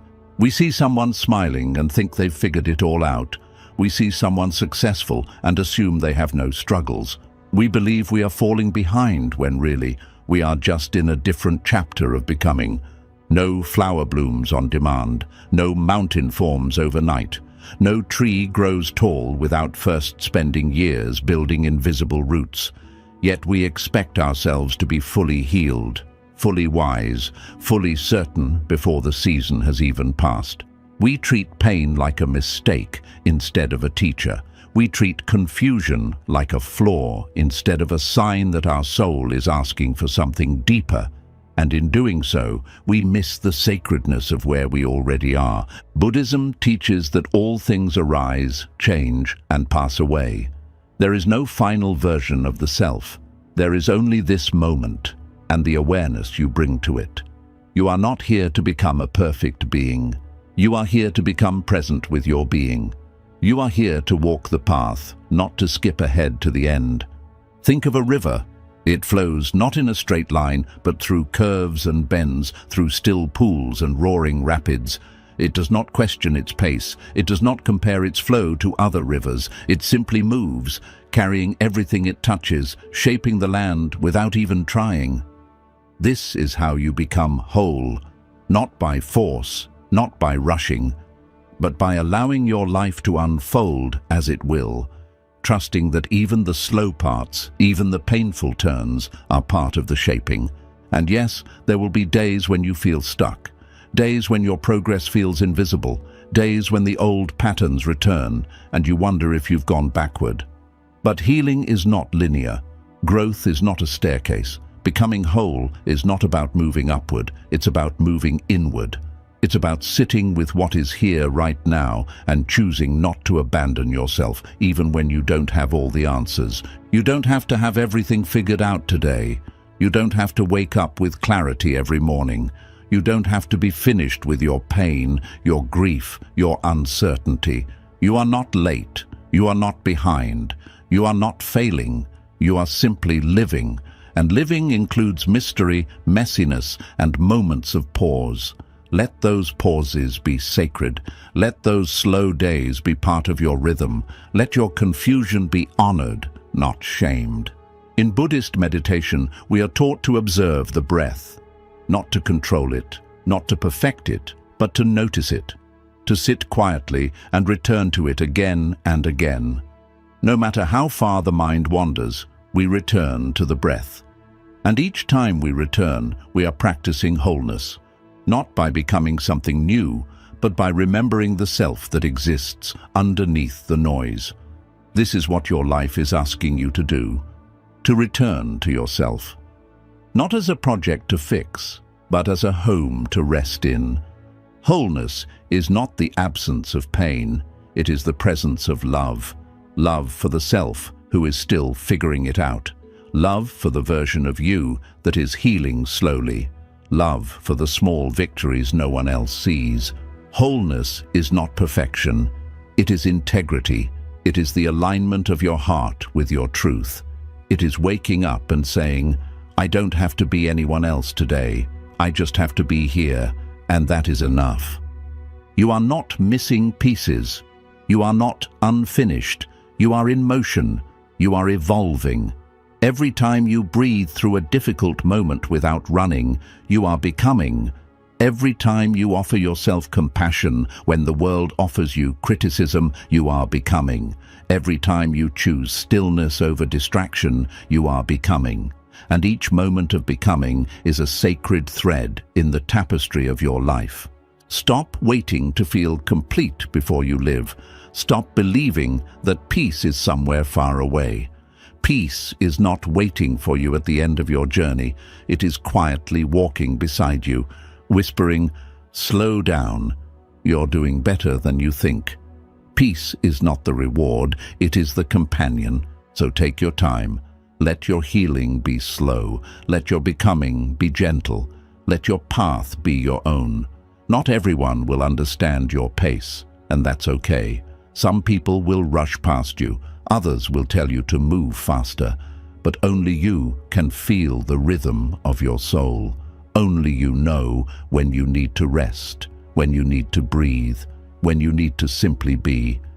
And even when you can't feel it, know this: you are already whole. Not because you are finished, but because you are real, because you are honest, because you are choosing to meet yourself with kindness instead of urgency. The cracks you carry do not make you less. They make you more human. They make you relatable. They make you compassionate. They allow the light to enter. In Zen, there is a concept called wabi-sabi, the beauty of things imperfect, impermanent, and incomplete. It reminds us that the chipped bowl, the weathered wood, the asymmetrical vase all carry a kind of beauty that perfection can never offer. You are wabi-sabi. You are beautiful, not despite your flaws, but because of them. You are whole, even with your uneven edges. You are sacred, even in your silence. Do not rush your blooming. Some flowers open in the morning, others open at night. Some only bloom once in a lifetime. You do not need to match anyone's pace. You only need to honor your own. And in doing so, you will discover that there is a kind of peace that cannot be earned, only remembered. You were never broken, you were only learning how to return. So breathe, dear soul, let the world move as it must. But you, stay present with your breath, with your heart, with this exact moment, and trust. You are already becoming. Freedom begins the moment you stop fighting yourself.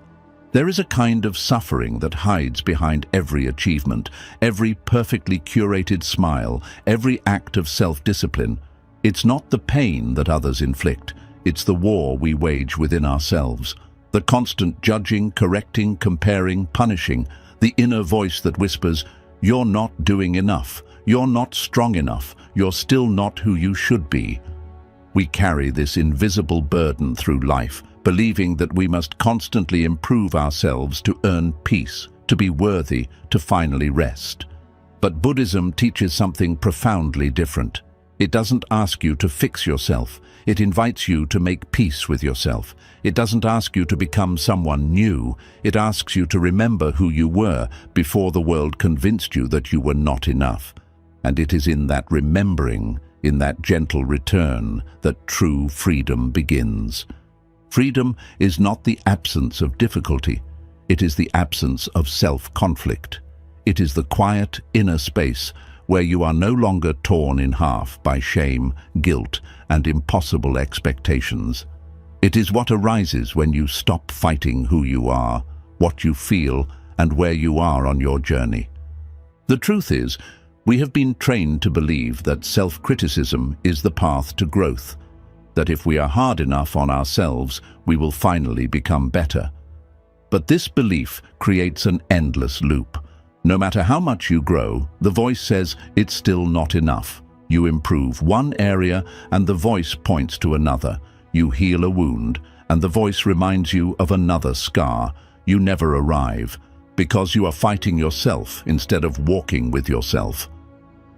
Imagine carrying a child on a long journey. The child is tired, stumbling, crying. Would you scold them for being slow? Would you shame them for needing to rest? Or would you hold them gently, wipe their tears and whisper, "It's okay, I've got you"? That is the way you must learn to speak to yourself. That is what Buddhism means when it speaks of compassion, not just for others, but for your own tired, beautiful, trying soul. The Buddha taught that the root of suffering is attachment, and one of the most painful attachments is the attachment to an image of who we think we're supposed to be. We cling to that idealized version of ourselves and compare every moment, every emotion, every mistake against it. And when we inevitably fall short, we turn on ourselves. We resist our own humanity. We reject our own pain. We suppress the parts of us that don't match the image. But what if freedom is not about becoming better, but becoming whole? What if the real transformation begins, not when you achieve more, but when you stop turning against yourself every time you fall? To stop fighting yourself does not mean giving up. It does not mean you stop growing. It means you grow with gentleness instead of aggression. It means you heal with understanding instead of force. It means you rest when you're tired, not punish yourself for needing rest. It means you allow yourself to feel sadness without calling it weakness, to feel joy without fearing that it's undeserved, to feel anger without assuming you are wrong. There is a Zen proverb, "The obstacle is the path." And sometimes the biggest obstacle is the belief that you must fight yourself into becoming who you want to be. But you cannot beat yourself into peace. You cannot shame yourself into light. You cannot hate yourself into love. You can only return again and again to a softer way, a way that begins with acceptance. Acceptance is not resignation. It is not saying, "This is just how I am and I'll never change." It is saying, "This is where I am right now, and that is okay." It is the beginning of honest, grounded growth. Because when you stop using your energy to resist yourself, you free that energy to support yourself. And it's important to understand, your mind will resist this shift. It will tell you that self-criticism is necessary, that if you're too kind to yourself, you'll become lazy, weak, unmotivated. But this is a lie born from fear. In truth, people flourish in environments of love. A plant grows not from being yelled at, but from being watered, tended, held by sunlight. And you are no different. The inner war we carry is often inherited. It comes from years of being told, directly or indirectly, that our worth is conditional, that we must prove ourselves, that we must be useful to be loved, that we must be perfect to belong. And without realizing it, we internalize those messages. They become the voice inside us. But just because that voice is loud does not mean it is true. Buddhist practice teaches us to observe the mind, not to obey it blindly, but to see it clearly, to notice the thoughts that arise and ask, is this helpful? Is this kind? Is this true? And if the answer is no, we learn to let it go, not with force, but with compassion. Like placing a feather on the surface of a still lake, we return to breath, we return to presence, we return to ourselves. There will be days when this practice feels impossible, when the old voice grows loud, when the old habits return, when you feel like you're back at the beginning. That's okay. Progress in this path is not measured by how often you fall, it is measured by how gently you rise. Every time you notice yourself fighting and choose to pause instead of push, that is freedom. Every time you speak to yourself with kindness instead of cruelty, that is liberation. Every time you say, I may not be perfect, but I will not abandon myself, that is the moment you reclaim your power. To be free is to make peace with being human. It is to accept that you will never be flawless, that you will hurt, that you will doubt, that you will long for things that cannot last. And still, you can love, you can grow, you can create, you can breathe, you can be here, and that is enough. Think of a tree swaying in the wind. It bends, but it does not break. Not because it fights the wind, but because it allows the movement. It trusts its roots. It knows it is grounded. That is what happens when you stop fighting yourself. You do not become rigid, you become resilient. You do not collapse, you bend. You do not lose control, you gain harmony. There is a peace that waits for you beyond self-rejection, a silence that lives beneath all the noise of not enough, a light that shines quietly in the heart, even when you forget it is there. You do not need to search the whole world to find it. You only need to sit still long enough to stop running from yourself. So if you are tired, not just physically but spiritually, tired of always pushing, always fixing, always proving, this is your invitation to rest, to come home to yourself, to lay down the sword you've been carrying against your own chest. You were never meant to live in battle. You were meant to live in peace. Start small. Begin with a breath. Inhale, I am here. Exhale, and that is enough. Begin with one moment of kindness toward yourself. One decision not to criticize, one moment of permission to feel, and then another and another, until slowly, like the sky clearing after a storm, you begin to feel it. That soft, spacious freedom that arises not from changing who you are, but from loving who you are becoming. Freedom does not come when the world finally approves of you. Freedom comes when you no longer seek the world's permission to approve of yourself. Let that be your practice. Not self-improvement, but self-liberation. Not perfection, but presence. Not a war to win, but a home to return to. Because the moment you stop fighting yourself, you begin to walk through life not as a problem to be solved, but as a sacred process unfolding. And there, in the middle of that unfolding, you realize something profound. You were never your mistakes. You were never your doubts. You were never your pain. You were always the one who witnessed, the one who endured, the one who stayed. And that is where your freedom begins. Suffering diminishes the moment, you stop resisting what is. We often believe that suffering comes from what happens to us, from the heartbreak, the illness, the failure, the betrayal, the chaos that enters our life uninvited. But the deeper truth, gently offered by the Buddha and whispered through centuries of practice, is that suffering is born not from pain itself, but from our resistance to it. It is the pushing away, the inner protest, the tight clench of "this shouldn't be happening," that turns pain into suffering and discomfort into agony. We live in a culture that conditions us to believe that all unpleasantness is a problem to solve, an obstacle to remove, or a flaw to fix. We are taught to view sadness as a defect, grief as weakness, uncertainty as danger. We are encouraged to stay positive, move on, look on the bright side, and take control.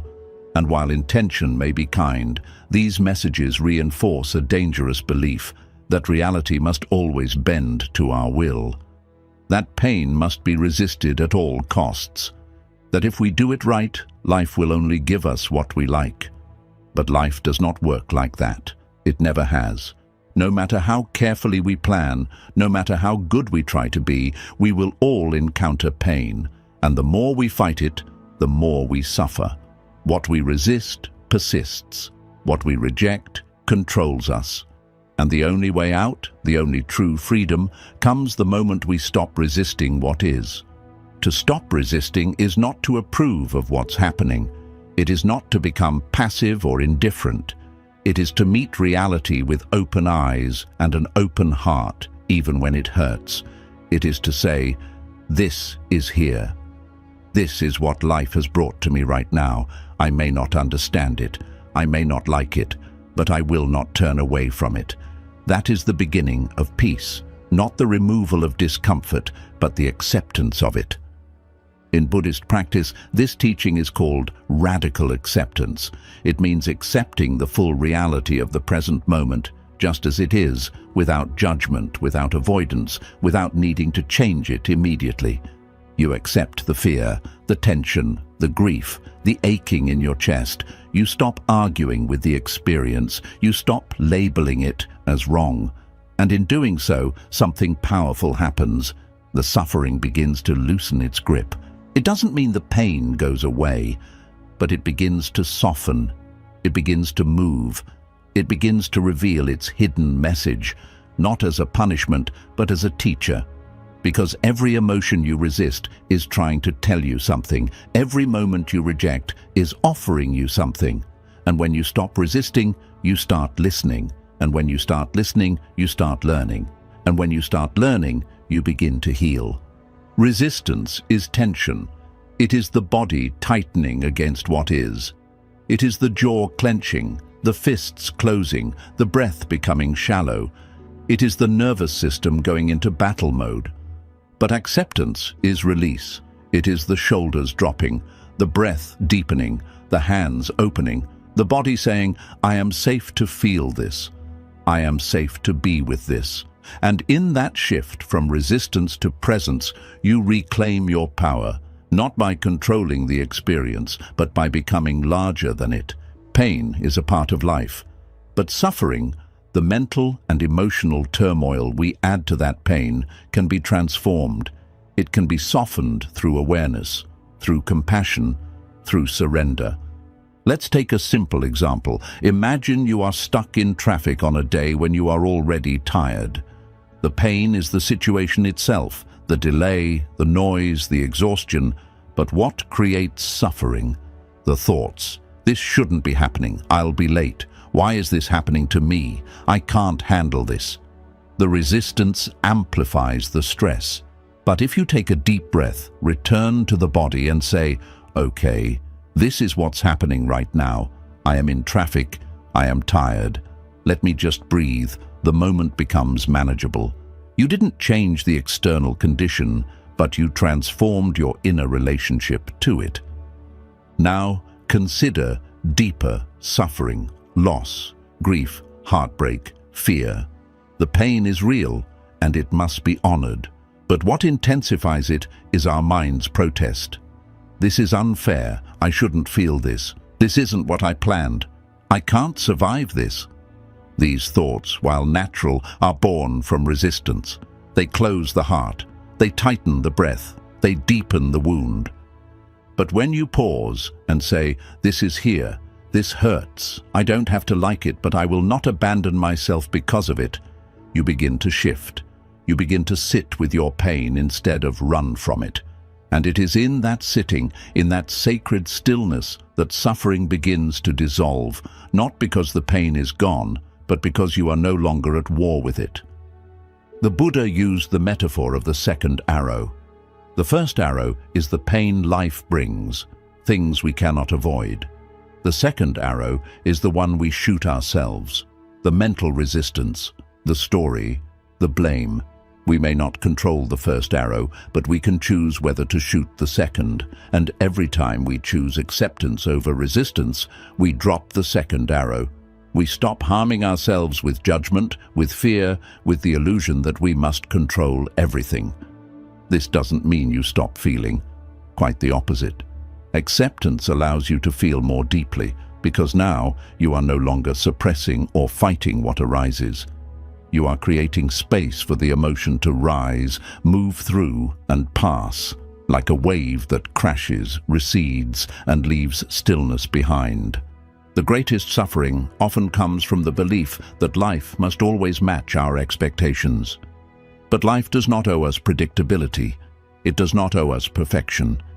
It only offers what it offers, and our freedom lies in how we choose to meet it. We can resist and suffer, or we can soften, surrender, and awaken. Surrender is not giving up. It is giving in to the truth of what is. It is saying, "I trust life more than I trust my fear. I trust the process more than I trust my control. I trust that even this has something to teach me, even if I don't yet understand it." And this trust grows with practice, through meditation, through mindfulness, through quiet moments where you sit with yourself and feel what needs to be felt, through breath, through presence, through the daily choice to turn toward life instead of away from it. You may not be able to stop the storm, but you can learn how to rest in the eye of it. You can learn how to breathe through it. You can learn how to say, "Even this belongs. Even this pain, even this uncertainty, even this moment is part of the path." And as you do, you begin to see suffering not as an enemy, but as a guide, not as something to run from, but as something that can point you back to the parts of yourself that need love, that need holding, that need permission to exist. Let your suffering be a doorway, not a wall. Let it open you. Let it deepen you. Let it humble you into tenderness. Let it remind you that you don't have to be perfect, strong, or in control to be at peace. You only have to be present, honest, awake. So the next time suffering arises, pause, breathe. Instead of saying, "I can't handle this," say, "This is here. I can be with this." Instead of saying, "Why me?" say, "Even this is part of my becoming." Instead of resisting, allow. And watch how even the sharpest pain begins to soften in the presence of awareness. This is the teaching. This is the path. Not to eliminate pain, but to end the unnecessary suffering that comes from resistance. To rest, not in the illusion of control, but in the truth of surrender. To live, not in fear of what might arise, but in trust that you are strong enough to meet it. Suffering begins to diminish the moment you stop fighting what is. And in that stillness, in that breath, in that sacred space of allowing, you find what you were searching for all along. Not escape, but peace. Let life flow without forcing it. Peace comes when you stop gripping so tightly. There is an invisible tension that most people carry without realizing it. It lives in the shoulders, in the jaw, in the thoughts that loop restlessly through the mind. It speaks through words like, "I have to," "I need to." Why hasn't it happened yet? It's the silent grasping of a heart trying to force the future to arrive faster, to make people behave differently, to bend the world to its plans. And yet, in all that gripping, all that striving, all that internal pushing, what is found? Not freedom, not joy, not ease, but exhaustion, frustration, resistance. We grip because we are afraid. We are afraid that if we don't control everything, everything will fall apart. We are afraid that if we don't chase, we will be forgotten. That if we don't plan, we will fail. That if we don't stay one step ahead, we will be swallowed by life's unpredictability. And so we hold, we tighten, we push, we try to outsmart impermanence. But no matter how tightly we grip, life continues to move in its own way, on its own time, with its own wisdom. Buddhism teaches that the more we cling, the more we suffer. The more we grasp, the more we miss what is already here. The more we try to force outcomes, the more we lose the opportunity to live in flow.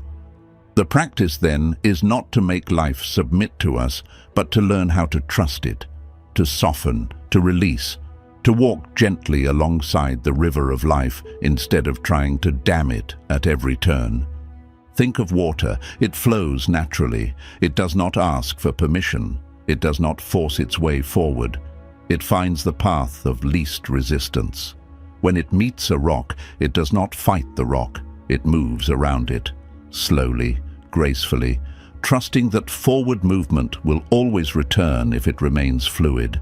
That is how peace lives, not in rigidity, but in surrender, not in grasping, but in letting go. But letting go does not mean letting life passively happen. It means releasing the illusion that we can control every detail. It means showing up with full presence, full sincerity, full intention, while releasing our demand for specific outcomes. It means doing our part, and then loosening our grip on how things unfold. You can have goals, you can have dreams, you can pursue what matters to you, but you do so with open hands, not clenched fists. You do so with the understanding that some things will come and some things will not. That some doors will open and others will close. That life's timing may not match yours, but it is not wrong. It is simply different, and perhaps wiser than you can yet understand. The suffering comes when we say, this must happen, and it doesn't. Or, this must not change, and it does. Or, I should be there by now, and we're not.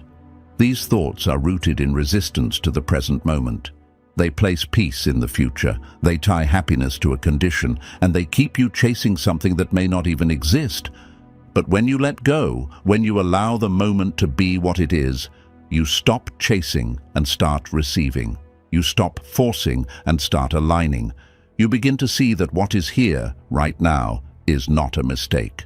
That even the delay, even the confusion, even the pause is part of a greater unfolding. Buddhism teaches that everything is impermanent, the good moments, the bad ones, the in-betweens. All things rise and pass. When we try to freeze them, to hold them in place, to make them last forever or arrive faster, we suffer. But when we let them move, when we trust the coming and the going, we find a rhythm that brings ease. Letting go is not a one-time event, it is a daily practice. Every day, the mind will try to control, to grip, to solve life like a puzzle. And every day, you return to the breath, you return to the body, you return to the present. You remind yourself, this moment is enough. I do not need to force it to be different. In meditation, we often watch the breath. Inhale, exhale. Not to control it, but to witness its natural rhythm. We don't force it to be deeper, we don't rush it, we just sit with it. And in that sitting, the body softens, the mind quiets, peace arises. Not because we achieved something, but because we stopped trying to. The same is true in life. The more we align with the natural rhythm of our existence, the more space we create for wisdom to emerge. We begin to see the truth we missed while rushing, that some things take time for a reason, that some doors stay closed because we are not yet ready, that some delays are gifts wearing the disguise of frustration. Let life unfold. Trust that not everything you lose is a loss, that not everything you want is meant for you, that not everything you planned is what your soul actually needs. Let the plans change. Let the map shift. Let the tide pull you somewhere you didn't expect. And instead of asking, "Why is this happening?" begin asking, "What is this trying to teach me?" The more you resist the flow of life, the more tangled you become in it. But when you let go, truly let go, you become like the tree that bends in the wind, not breaks. Like the bird that trusts the air beneath its wings. Like the wave that rises, knowing it will fall, and still dances anyway. You may wonder, if I stop pushing, will I lose my path? But letting go doesn't mean you stop moving. It means you move from alignment, not anxiety, from clarity, not compulsion, from presence, not pressure. And this kind of movement is far more effective, far more meaningful, far more peaceful than the frantic energy of constant control. There will be moments when you forget, when fear returns, when you start gripping again. That's okay. The practice is not perfection. The practice is remembering. Each time you notice the grip, you have a choice. You can hold tighter, or you can breathe, soften, release, trust. And the more you practice this release, the more you begin to feel a deep shift. Life begins to feel less like a struggle and more like a conversation. You begin to work with life, not against it. You begin to feel supported, not punished. You begin to realize that peace was never waiting at the end of your effort. It was waiting in the space where effort ends. Peace is not something you earn by doing more. It is something you remember by doing less, by sitting, breathing, listening, trusting, by saying, "I don't need to force this moment to be anything other than what it is." You are allowed to rest. You are allowed to slow down. You are allowed to not know what comes next. You are allowed to take your hands off the steering wheel and let life carry you for a while. You are allowed to trust that you are still becoming, even when you are still. So release the grip, soften the mind, loosen the jaw, let the tension melt from your shoulders. Let your breath deepen, let your heart open, let life flow, not as you planned, but as it will. And in that flow, you will discover a peace more profound than anything you could force. Because peace was never found in controlling the current. It was always found in learning how to float. You don't heal by rushing the process, you heal by trusting the unfolding. Healing is not a race, it is not a straight line, it is not a calendar event where wounds vanish by a specific date. It is a deep, mysterious, non-linear unfolding that rarely matches our expectations. In a world that moves faster every day, where speed is praised, productivity is glorified, and progress is measured in quick results, healing asks something very different of us. It asks us to slow down, to listen, to surrender the stopwatch, and to trust that our transformation is taking place, even when nothing seems to be happening on the surface. We want healing to be quick. We want the pain to end. We want to get over it and move on, because discomfort feels unbearable, especially when it lingers without explanation. The modern world doesn't give us many tools for patience. We're taught that if we try harder, we'll get better faster. That if we stay strong, we can outrun our pain. But that is not how the soul works. That is not how deep wounds mend. That is not how the body or spirit finds peace. Healing is not something we control. It is something we allow. In Buddhism, the process of healing is not about escaping pain or covering it up. It is about fully meeting it with awareness, compassion, and stillness. Pain is not a punishment. It is not a flaw. It is not something to hate or silence. It is a messenger. It is a teacher. It arrives to reveal something, to break something open inside us, to guide us inward where the roots of our suffering live, and we cannot rush what takes time to reveal. Sometimes healing looks like progress, sometimes it looks like relapse. Some days you feel light, some days the heaviness returns without warning. Some days you can breathe again, other days you feel like you're drowning. This is not failure, this is not weakness. This is the rhythm of real healing. 2 steps forward, 1 step back. A pause, a fall, a stillness, a small step again. Imagine a wound on your skin. You don't stare at it all day, demanding it to close. You clean it gently. You protect it. You allow time, and little by little, without your constant supervision, it begins to close. The same is true for emotional and spiritual wounds. They need tending, not rushing. They need space, not pressure. And most of all, they need your presence, not your punishment. Often, the deepest pain we carry is not from what happened to us, but from what we tell ourselves about it. I should be over this by now. Why am I still hurting? Something must be wrong with me. These thoughts do not help us heal, they slow us down. They add shame to pain, they add judgment to sorrow, and in doing so, they create another layer of suffering. Healing begins when we soften those voices, when we stop measuring our progress with the mind and start honoring the signals of the heart. The heart does not heal on demand. It does not respond to pressure. It opens in silence, in slowness, in trust. It opens when it feels safe, when it feels seen, and we create that safety by being kind to ourselves, especially when we are broken. There is a beautiful teaching in Buddhism called Shanti, which means patience, endurance, and forbearance. It is the quiet strength to stay with discomfort without reacting. It is the grace to remain present when we want to run. It is the courage to let the storm pass without trying to control its course. Healing grows in that space, not by escaping the storm, but by learning how to breathe inside it. The modern idea of moving on suggests that we must forget, must erase, must replace. But Buddhism teaches non-attachment, not forgetfulness. It teaches us to be present with our pain, not imprisoned by it, to allow it to move through us, not define us, and to recognize that even in the darkness, something holy is happening. Something is dying, but something is also being born. What if healing is not about fixing, but about integrating? What if your sadness doesn't need to disappear, but just needs to be held? What if the part of you that feels broken is actually the part that's growing stronger roots? What if the emptiness is not a void, but a sacred pause between chapters? Trees do not bloom all year. Rivers do not rush every moment. The moon doesn't shine with the same intensity every night.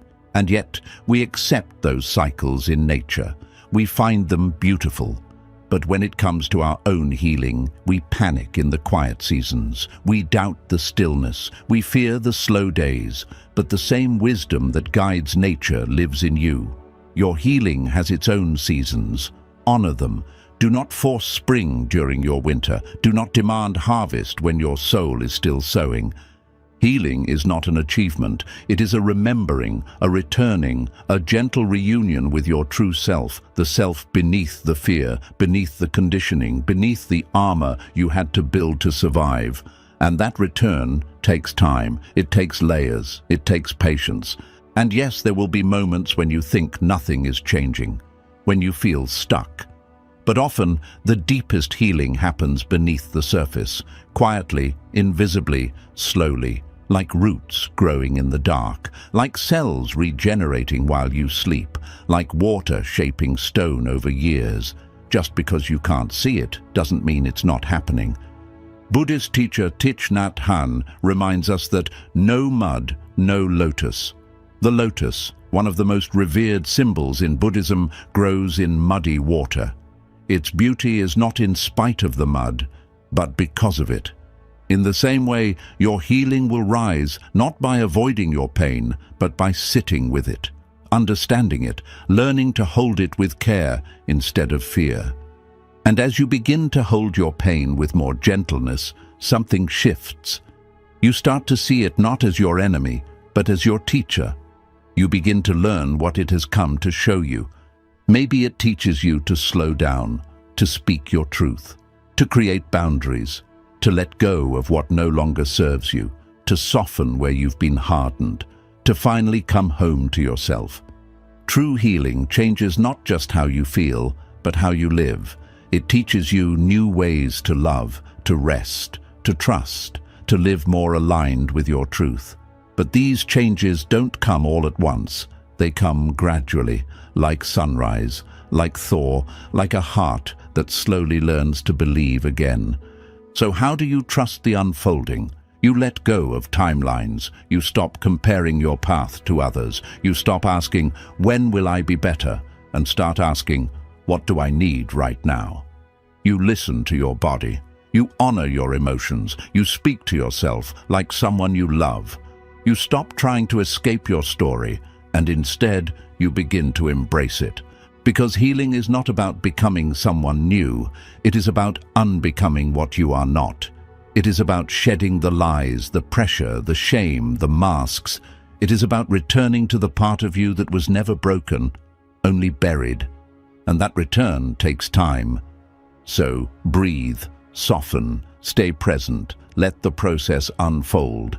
Trust that your body knows how to heal, your soul knows how to mend, your heart knows how to return home.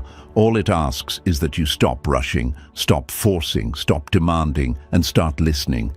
Healing is not a destination, it is a sacred unfolding, one breath at a time. Let the silence heal you. Not everything needs to be said or solved. In a world obsessed with answers, explanations, and reactions, silence has become one of the most underrated forms of healing. We live in a time where noise surrounds us, from the outer noise of technology, opinions, responsibilities, and demands, to the inner noise of overthinking, regrets, fears, and imagined futures. We are constantly filling the space around us and within us. But beneath all that noise, there exists a deeper realm, a quiet field of stillness that we have forgotten how to enter. And yet, it is in that silence where the real healing waits. Silence is not empty. It is full of meaning. It is not lifeless. It is profoundly alive.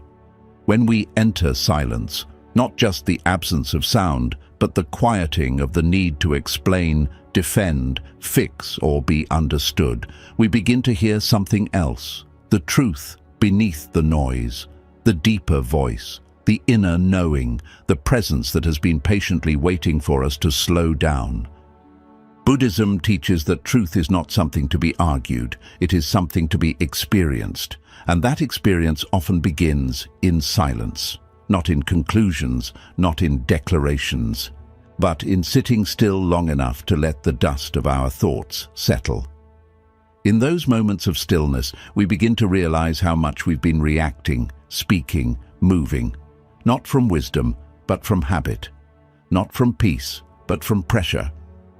There is a kind of silence that feels uncomfortable at first. It reveals things we've been avoiding. It brings up buried memories. It exposes the ways we've distracted ourselves. But if you can stay with that discomfort, if you can resist the urge to fill the space with more noise, you will eventually arrive at a silence that doesn't feel empty at all. It feels like coming home. Not everything needs to be spoken. Not every wound needs to be explained to the world. Not every situation needs a reaction. There is great power in learning when to remain silent, not out of fear, but out of wisdom. Because sometimes speaking too soon can scatter the energy. Explaining too much can dilute the truth. Reacting immediately can cloud our clarity. But silence, true, intentional, grounded silence, can clear the fog. Imagine a still lake. When the surface is calm, you can see all the way to the bottom. But when it's disturbed, when pebbles are thrown, when the wind is strong, the water becomes murky and nothing is clear. The same is true with the mind. When we are constantly talking, responding, analyzing, or filling every gap with activity, Our inner lake is never still enough to reflect the truth back to us. But when we stop, truly stop, and let the surface calm, we begin to see what was always there beneath the turbulence. There's a reason Buddhist monasteries are built in quiet mountains, forests, or deserts. It's not just for aesthetic beauty, it's to protect the space of silence. It's to give the mind a chance to return to stillness. Because in that stillness, something sacred awakens, something more intelligent than our thinking, something more compassionate than our judging, something more peaceful than our controlling. Silence is not the absence of communication.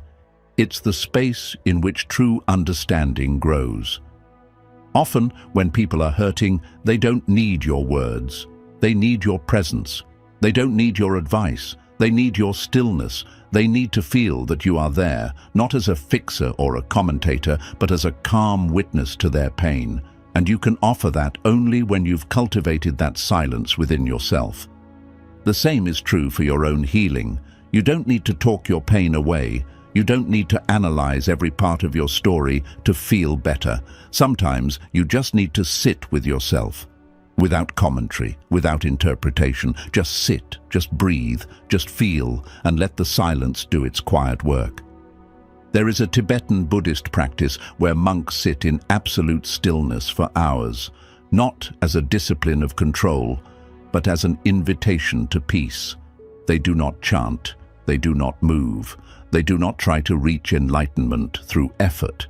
They allow it to arise through stillness, because they understand something the modern world has forgotten, that the soul doesn't scream for healing, it whispers for space. Think about how much we try to solve everything with words. When there's conflict, we argue. When there's confusion, we explain. When there's pain, we vent. And while there is value in expression, there's also a sacred power in restraint, in knowing when not to speak, in honoring silence as a form of wisdom. Some truths are too deep for words. Some emotions are too sacred to be reduced into sentences, and some lessons are only learned in the quiet. When you practice silence, you begin to notice things you never saw before, the subtleties in your breath, the patterns in your thoughts, the root of your restlessness, the places your mind goes when it's no longer entertained. And in that noticing, you begin to reclaim something precious, your attention, your inner balance, your awareness. Silence is not withdrawal, it is connection. It connects you to the present moment, to your body, to the space around you, to the divine within you. In silence, you begin to feel again. You begin to see the beauty in small things, the way the light hits the wall, the way the wind touches your skin, the sound of your own breath. You begin to realize that life is not something happening out there, it's something unfolding right here. And here's the great secret.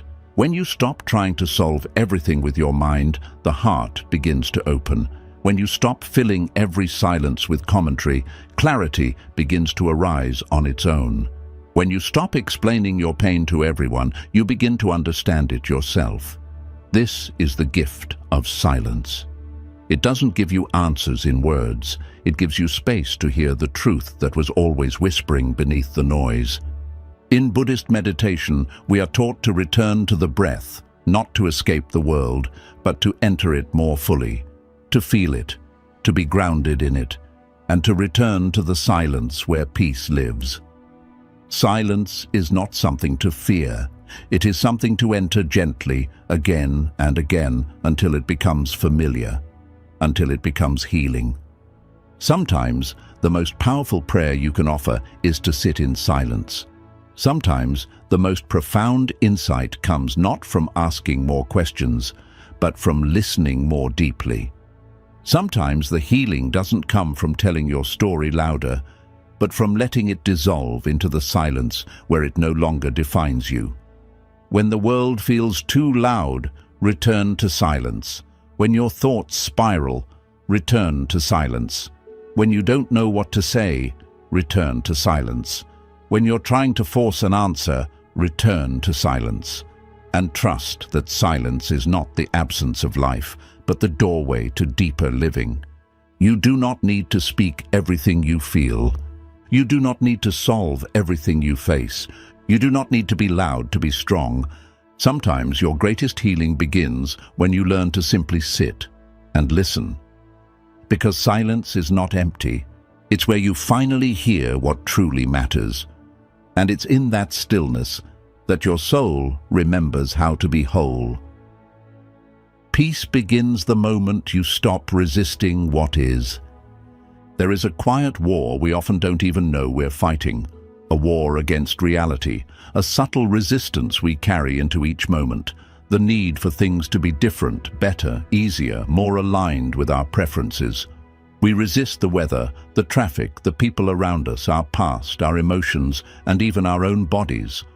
And this constant pushing against life, this inner struggle to change or escape what is, becomes the very source of our suffering. The Buddha once said, "Pain is inevitable, suffering is optional." At first, these words may seem confusing. How can suffering be optional when it feels so deeply woven into the human experience? But the wisdom lies not in denying pain, but in understanding its root. Pain arises in life, yes, loss, illness, rejection, uncertainty. These are part of being human. But suffering, the deep and lingering torment we carry, often comes not from the pain itself, but from our refusal to accept it. Resisting what is doesn't make it go away. In fact, it gives it more power.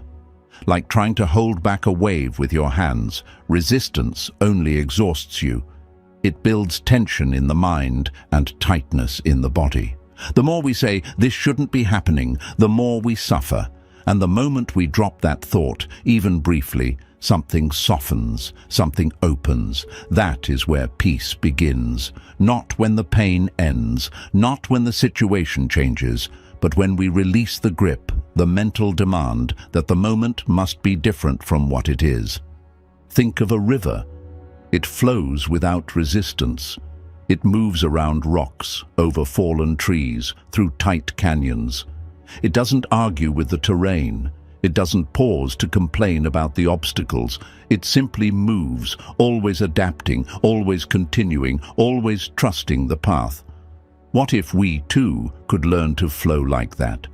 What if, instead of resisting every difficulty, we softened into it? What if we met each moment not with judgment, but with presence? In Buddhist practice, this is known as radical acceptance. It doesn't mean passive resignation. It doesn't mean giving up or being weak. It means seeing things clearly as they are, without adding the extra weight of should and shouldn't. When we accept the truth of the moment, even if it's painful, we reclaim our energy. We stop fighting an invisible battle. We come back to ourselves. Most of our stress is not about what's happening. It's about our thoughts about what's happening. It's the inner narrative. This shouldn't have happened to me. They should have treated me better. I can't handle this. This isn't fair. I need it to change now. These thoughts loop endlessly, pulling us away from the present, into a spiral of resistance and suffering. But when we pause, breathe and say, "This is what's here," we begin to free ourselves. It's not easy, especially when the pain is deep, especially when the heart is broken or the future is uncertain. But it's in those very moments, when we feel the urge to run or fix or scream, that we are invited to sit down and meet the moment with honesty, to say, "Yes, this is what's happening. I don't like it. I didn't choose it. But this is where I am." That honesty is the first step toward peace. Imagine carrying a heavy backpack through a long mountain trail. You didn't pack it all yourself. Some of the weight was handed to you by others. Some you picked up along the way. Some you refused to let go of. And now, every step feels harder because of that weight. But what if you stopped and opened the bag? What if you saw that half the weight was made of things you no longer need? The expectations, the grudges, the impossible standards, the resistance to reality itself. Letting go of resistance doesn't mean you approve of everything that's happened. It means you're choosing not to let the past control your present. It means you're no longer arguing with life, but instead learning to live it, to breathe into it, to grow with it. And in that shift, something remarkable happens. You begin to feel peace, even in difficult moments, not because the pain is gone, but because you're no longer tangled in the fight against it. There's a story in Zen Buddhism of a monk who was imprisoned for many years. When he was finally released, someone asked him, "How did you not lose your mind in that dark place?" And he replied, "Because every day I practiced letting go of the idea that I was supposed to be somewhere else." That is the power of surrender, not giving up, but giving in to the wisdom of the moment. Surrender is not weakness. It's strength beyond measure. It takes courage to stop running. It takes faith to sit with what hurts. It takes inner power to say, "I will be with this moment as it is, without needing it to change." And ironically, it's from that space of deep surrender that true transformation begins. When we stop resisting, we stop clinging. And when we stop clinging, we begin to experience freedom. In Buddhist meditation, every breath becomes a teacher. Inhale, receive the moment. Exhale, release the resistance. Again and again, we return to the breath, not to escape life, but to embody it, to feel it fully, to trust that even the painful breaths are part of our awakening. When we resist life, we create a split within ourselves. We say, "This part of my experience is acceptable, and this part is not." But life doesn't work that way. It comes as a whole, joy and sorrow, gain and loss, praise and blame. The Buddha called these the 8 worldly winds, and he taught that peace is not found by chasing the pleasant or avoiding the painful, but by remaining centered no matter which wind is blowing. To live without resistance is to live with wholeness, to stop breaking life into good and bad, and instead ask, "What is life teaching me through this?" Pain can become a doorway to wisdom. Discomfort can become a path to compassion. Even grief can open the heart in ways joy never could. But only if we stop resisting it. Every time we say, "This shouldn't be," we miss the opportunity to learn from what is. Every time we brace ourselves against the flow of life, we cut ourselves off from the grace that's trying to carry us forward. But when we soften, when we allow, when we trust, we begin to experience a peace that doesn't depend on circumstances, a peace that arises from alignment with the truth. This doesn't mean we don't take action. It means we act from clarity, not chaos, from wisdom, not fear, from alignment, not resistance. When we are no longer fighting the moment, we can see more clearly what the next step is, and we can take it, not from desperation, but from grounded awareness. Look around you. Nature resists nothing. The sun rises even on stormy days. Trees bend in the wind, but don't break. The ocean receives every wave, and yet nothing is passive. Everything is alive, moving, evolving, without force. That is the way of harmony. And it is available to us too when we begin to live in alignment with life instead of against it. So when you feel the tension rise, pause. When your mind says, "This is wrong," breathe. When your heart aches for things to be different, place a gentle hand on your chest and say, "This too is part of my path." And trust that something greater is unfolding, even when you cannot see it. Because peace is not waiting for you on the other side of your circumstances. It's waiting for you right here. The moment you stop resisting what is. You can't control everything, but you can control how deeply you let it touch you. There's a quiet desperation in trying to control everything. It hides behind our planning, our worrying, our endless analyzing. It disguises itself as preparation, caution, or care. But underneath it all is fear. A fear of uncertainty, a fear of being hurt, a fear of things falling apart. We cling to schedules, outcomes, people, even our own thoughts, hoping that if we just manage things carefully enough, Nothing will slip through our fingers. But life, in its quiet wisdom, does not operate on our terms. It flows according to its own rhythm, and the more we try to grip it tightly, the more exhausted we become. Buddhism teaches that suffering arises not from what happens, but from our attachment to how we think it should happen. When we believe that we must control every detail, when we think peace comes only from perfection, we set ourselves up for disappointment. The truth is, we don't have control over much. We don't control the weather. We don't control the thoughts of others. We don't control the past. We don't control how long someone stays. We don't control the moment of our birth or the hour of our death.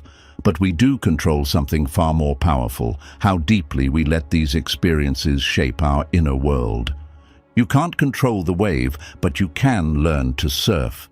That is the heart of this lesson. Life will rise and fall. It will bring moments of beauty and moments of heartbreak. But you are not helpless. You are not at the mercy of every tide. You can develop a depth within yourself that allows the storm to pass without drowning in it. You can cultivate a space between stimulus and response, where wisdom, not habit, becomes your guide. There will always be things that hurt. People may leave without warning. Illness may arrive when you least expect it. The world may shift beneath your feet. But the pain does not have to penetrate your soul. It does not have to break you open. You can meet it with presence. You can bow to it with dignity. You can acknowledge its arrival without letting it define your identity. Imagine your mind as a vast lake. When the wind blows, the surface ripples. But deep below, in the still waters, nothing is disturbed. That stillness is your center. That's the place you return to when life feels overwhelming. The surface of your life may change, the circumstances, the relationships, the successes and failures, but your depth remains untouched. And that is what you must protect. Not the external conditions, but the sanctuary within. We spend so much of our time trying to control people.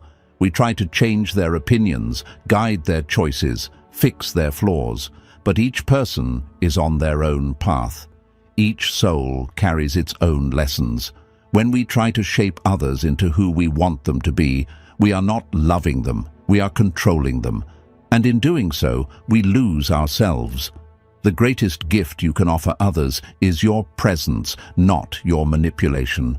Your acceptance, not your control. And what about emotions?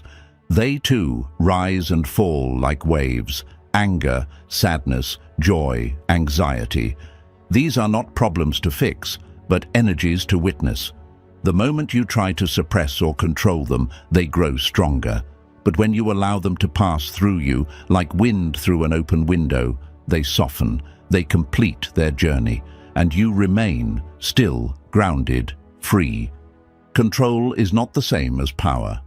True power is not about making life bend to your will. It's about meeting life as it is, with open eyes and an open heart. It's about choosing your response with awareness. When someone insults you, you can choose whether to carry their words or let them fall like dust. When a plan falls apart, you can choose whether to fight reality or adapt with grace. When fear arises, you can choose whether to feed it with stories or hold it in stillness until it dissolves. In Buddhist practice, we learn to create space. Space between thought and reaction. Space between emotion and action. Space between craving and grasping. And in that space, we find freedom. It is not the freedom to control everything. It is the freedom to not be controlled by everything. You can train your mind to stay calm in chaos. You can train your heart to remain open in pain. You can train your breath to guide you back when your thoughts run wild. This is the path of mindfulness. It's not about escaping life. It's about entering it fully, with wisdom as your compass and compassion as your shield. Not everything requires your energy. Not every comment deserves a response. Not every setback means the end. When you stop reacting to everything, you begin to feel lighter. You begin to see how much of your suffering came not from events, but from the stories you told yourself about those events.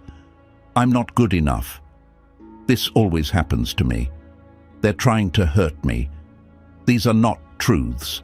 They are habits of thought, and you can unlearn them. You can choose what you carry. You can choose what you magnify. You can choose which seeds you water in the garden of your mind. Do you nurture resentment or understanding? Do you feed fear or courage? Do you hold on to the pain or let it flow through you and out of you?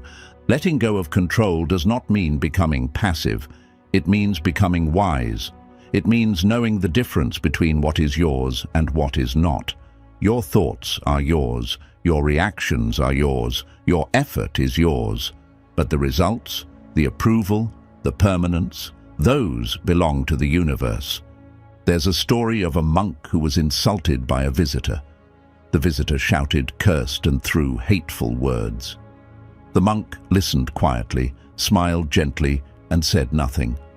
When asked later why he didn't respond, he said, "If someone offers you a gift and you do not accept it, to whom does it belong?" The same is true of emotional attacks. You don't have to accept everything that comes your way. You don't have to let it pierce your peace. You can walk through a storm without letting it soak your spirit. You can sit with pain without letting it define you. You can be in the middle of change without being lost in fear. It all begins when you realize that peace is not found in control. It is found in clarity. Clarity of what is yours to carry and what you must release. Clarity of what you can influence and what you must surrender. Clarity of where your true power lives, not in outcomes, but in awareness. So when life becomes overwhelming, don't try to control everything. Come back to your breath. Come back to the present moment.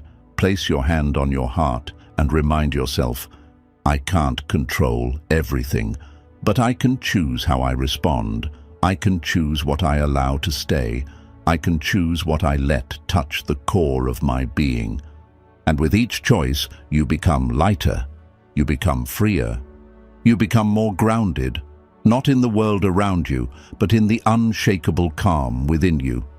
Because no matter what the world does, you always have a choice: to resist or to flow, to fear or to trust, to react or to rest in stillness. And when you begin choosing peace, not just as a concept, but as a practice, you'll find that life no longer needs to be controlled, because you've already mastered what truly matters. The deepest healing comes from facing what you've been avoiding. We often think healing means comfort, that if we just meditate enough, pray enough, distract ourselves enough, or speak positively enough, our pain will dissolve quietly and leave no trace. We tell ourselves that peace will come when everything settles down, when the heartbreak fades, when the anxiety stops, when the past is far enough away to no longer burn. But true healing doesn't arrive as a quiet breeze that soothes us without effort. It comes like a mirror. It shows us what we've buried, what we've run from, what we've refused to name. And it whispers, you can't be free until you face this. Buddhism does not ask us to bypass our pain or decorate it with spiritual words. It asks us to sit down in the middle of it, to breathe in its sharpness, to witness it with clarity. Because avoidance does not make pain disappear. It only makes it quieter until it resurfaces again in different forms, in anger, in anxiety, in addiction, in isolation, in self-sabotage. The wounds we refuse to face become the very chains that quietly direct our lives from the shadows. Every person carries a pain they've tried to avoid. For some, it's grief left unspoken. For others, shame woven through childhood. For many, it's the unbearable weight of never feeling enough. These wounds don't disappear with time. They sleep beneath the surface of our lives, reacting to triggers, relationships, failures, and fears. We think we're reacting to the present, but we're often responding to something unresolved from years ago. The comment from a stranger that cuts deeper than it should. The panic before a simple conversation. the exhaustion that feels far too heavy for the day. These are clues. They are not problems to fix, but messages from within. Your soul reminding you of something left untouched. To heal is not to cover the wound, but to open it gently and say, "I'm ready to listen now." And this listening is not passive. It's not indulging in self-pity or rehearsing the story of pain again and again. It is active awareness. It is sitting with the discomfort without turning away. It is breathing into the trembling. It is asking the questions you've avoided. Where does this come from? What am I really afraid of? What have I never forgiven myself for? What grief have I never let move through me? Avoidance is seductive. It promises us temporary relief. And sometimes we need that. Sometimes the pain is too raw and we need to breathe, to rest, to survive. But healing begins when we are strong enough to stop running, when we decide we are no longer afraid of our own truth, when we can say, "I am willing to feel what I couldn't before. I am willing to face what hurt me, not to suffer, but to understand, and to finally be free of its control." There's a teaching in Buddhism about turning toward the monster in the cave. The story goes that a traveler is walking a path and sees a dark cave ahead. Everyone warns him not to go inside. They say there's a terrifying beast who lives there, but the traveler, driven by curiosity and courage, enters the cave. As his eyes adjust, he sees the monster. It's large, frightening, grotesque, but instead of running, he bows to it. The monster begins to shrink. He bows again. The monster shrinks further. Each time he meets it with reverence, it loses its power. Until finally the monster disappears entirely, leaving behind a gem, the treasure of deep self-understanding and peace. This story is not about literal beasts. It's about the fear we have of ourselves, of our pain, of our memories, of the parts of our past we hope no one ever asks about. But when we turn toward them with compassion and attention, they begin to shrink. Their grip loosens, and we discover that beneath them is not ruin, but the very wisdom we've been seeking. You may think, if I look at it, it will destroy me. But the truth is, what you're avoiding is already hurting you, just in silence. The body remembers, the nervous system remembers, the soul remembers, and the moment you bring that pain into the light of awareness, it begins to transform, not because it vanishes overnight, but because light always softens what was once trapped in the dark. Healing is not about perfection. It's not about becoming someone who never feels pain. It's about becoming someone who no longer fears pain, someone who knows that emotions are not enemies but messengers, that the past does not define you, but it does contain clues about how you love, trust, react, and protect yourself. And that true peace is not found by avoiding the storm, but by learning how to sit calmly within it. You don't need to relive every wound, but you do need to let yourself feel, to cry when tears rise, to grieve what never was, to forgive who you once were, to speak aloud what you've only whispered inside. These acts are not weakness, they are sacred steps. Every tear you don't judge is a piece of armor removed. Every emotion you meet with gentleness is a wall falling down inside you. And beyond those walls is the soft soil where healing takes root. Some people carry trauma like a quiet ache in the background of their lives. They function, they smile, they achieve. But beneath it all is a constant tightness, a fear of letting go, a fear of being seen, a fear of what will come up if they stop distracting themselves. And yet, the moment they pause, even briefly, a wave begins to rise. That wave is the invitation. It is not there to drown you. It is there to cleanse you. To heal is not to go back to who you were before.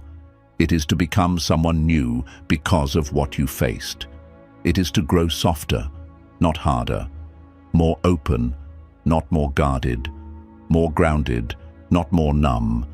And that transformation begins when you finally stop saying, "I'll deal with it later," and begin saying, "I'm ready now." You may not know how to start. That's okay. Start small. Sit in silence for 5 minutes and ask, "What am I feeling?" Write a letter to your younger self. Say the thing out loud that you've never said. Talk to someone who listens with compassion. Let the tears come without shame. These are not small acts. They are revolutions inside the soul. The truth is, the thing you're avoiding is probably the thing that will set you free. The memory you've never spoken of. The forgiveness you've withheld from yourself. The grief you've stuffed down for years. These are not weaknesses, they are doorways. And on the other side is not more pain, but peace. The kind of peace that comes not from controlling your life, but from understanding it, from owning your story, from honoring the path that shaped you, even the darkest parts. You are not broken because you carry pain. You are not weak because you feel deeply. You are not behind because you still have wounds. You are human, and healing is not linear. Some days you will feel powerful, other days you will feel fragile. Both are sacred, both are part of the journey. Buddhism teaches that the lotus flower blooms only in the mud. That beauty does not arise from perfection, but from depth, from struggle, from darkness. And that each time you sit with your pain, instead of avoiding it, another petal unfolds within you, another layer of compassion, another moment of peace, another breath of freedom. So if there is something you've been avoiding, some truth, some emotion, some piece of your past, this is your invitation. Not to suffer through it, but to meet it with love, to hold it with the hands of understanding, to listen to it with the ears of silence, and to remember that you are not alone in this. Every human walks this path, every soul carries pain, but not every soul chooses to face it. That is your strength, that is your courage, that is your awakening. The deepest healing does not come from escaping the pain. It comes from finally being brave enough to sit beside it. And when you do, you'll find that the thing you feared the most was never there to break you. It was there to bring you home to yourself. Stillness is the greatest revolution in a world that never stops. In the world we live in, stillness is seen as a pause, a delay, a weakness. To sit and do nothing is called unproductive. To rest is often labeled as lazy. To be quiet is confused with passivity. And so we live in constant motion. We scroll, we run, we achieve, we update, we compare. And when we feel the tremble of unease inside, we distract ourselves with more movement, more noise, more doing. But no matter how fast we go, we cannot escape ourselves. Our busyness becomes a mask, not a medicine. Stillness is not just a break from the world, it is the world returning to its original rhythm. Beneath every racing thought, beneath every pressured breath, beneath every overwhelming emotion is a space, silent, vast, and untouched. That space is your true nature. In Buddhism, it is the foundation of awareness. Not the awareness that comes from thinking, but the awareness that comes from being. It is not found in the chaos of more. It is uncovered in the depth of less. We fear stillness because it reveals the things we've spent our lives avoiding. It strips away the illusions. It silences the distractions. And it gently but firmly holds up a mirror. It says, "Here you are. No mask, no pretending, no role to perform, just you." That is a terrifying moment for the ego, because the ego depends on activity. It defines itself by its stories, its labels, its accomplishments. But the soul thrives in stillness. It doesn't need to be something. It simply is. It watches, it breathes, it listens. The world is obsessed with noise. We are taught to speak more than we listen, to react faster than we reflect, to post before we pause. But this noise is not just external, it's internal. It's the constant commentary in the mind. I should be better. I should be further along. What do they think of me? What if I fail? What if I'm not enough? This inner noise drains us. It separates us from our center, and stillness, true stillness, is the only thing that can pierce it. Stillness is not emptiness. It is fullness without clutter. It is where clarity lives, where you realize that most of what you chase is not needed. That peace does not come from fixing everything outside, but from dissolving the illusions inside. When you are still, you begin to see how often your suffering is created not by the world, but by your resistance to it. You begin to see that you don't need to win every argument, prove your worth, or control every outcome. In stillness, you remember, I am already whole. People often ask, how do I find peace? The answer is simple, but not easy. You must stop long enough to remember that peace is already within you. It's buried under layers of stress, desire, and noise. The more you strip away, the clearer it becomes. But stripping away requires courage. It means letting go of the identity you've built through busyness. It means sitting with discomfort instead of avoiding it. It means slowing down in a world that tells you to speed up. That is not weakness. That is the greatest act of rebellion. Stillness teaches us to listen deeply, not just to the sounds around us, but to the voice within. The voice that says, you are tired. The one that says, you are chasing things that don't feed your soul. The one that says, you already know what to do. Be still enough to hear it. In stillness, your intuition sharpens. You stop looking for answers from others. You begin trusting your own wisdom. You realize that your life does not have to look like anyone else's. It just has to feel aligned with your truth. The Buddha often retreated into silence, not because he had nothing to say, but because he understood that the deepest truths are not found in words. They are felt, they are experienced, they are remembered in stillness. And when we sit quietly, not scrolling, not planning, not thinking, we begin to access that same depth. It is not dramatic, it is not loud, but it is powerful. In the stillness, we begin to heal, because in the stillness we finally allow ourselves to feel, and in feeling, we release. Stillness is where presence is born. It is where we stop running from the moment, where we stop living in the past or fearing the future. It is where we meet life as it is, without trying to change it. And in that meeting, something sacred happens. We realize that the moment doesn't need to be different for us to be at peace. We simply need to be here, fully, awake, software listening, breathing. There is nothing passive about stillness. It is not the absence of movement. It is the presence of depth. It is what allows the lake to reflect the moon, what allows the heart to soften, what allows the body to rest. Without stillness, we cannot truly see, we cannot truly know, we cannot truly love, because to love deeply, we must be present. And to be present, we must first be still. Look around you.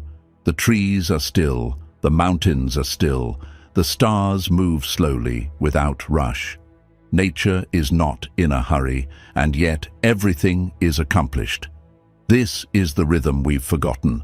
This is the rhythm stillness brings us back to.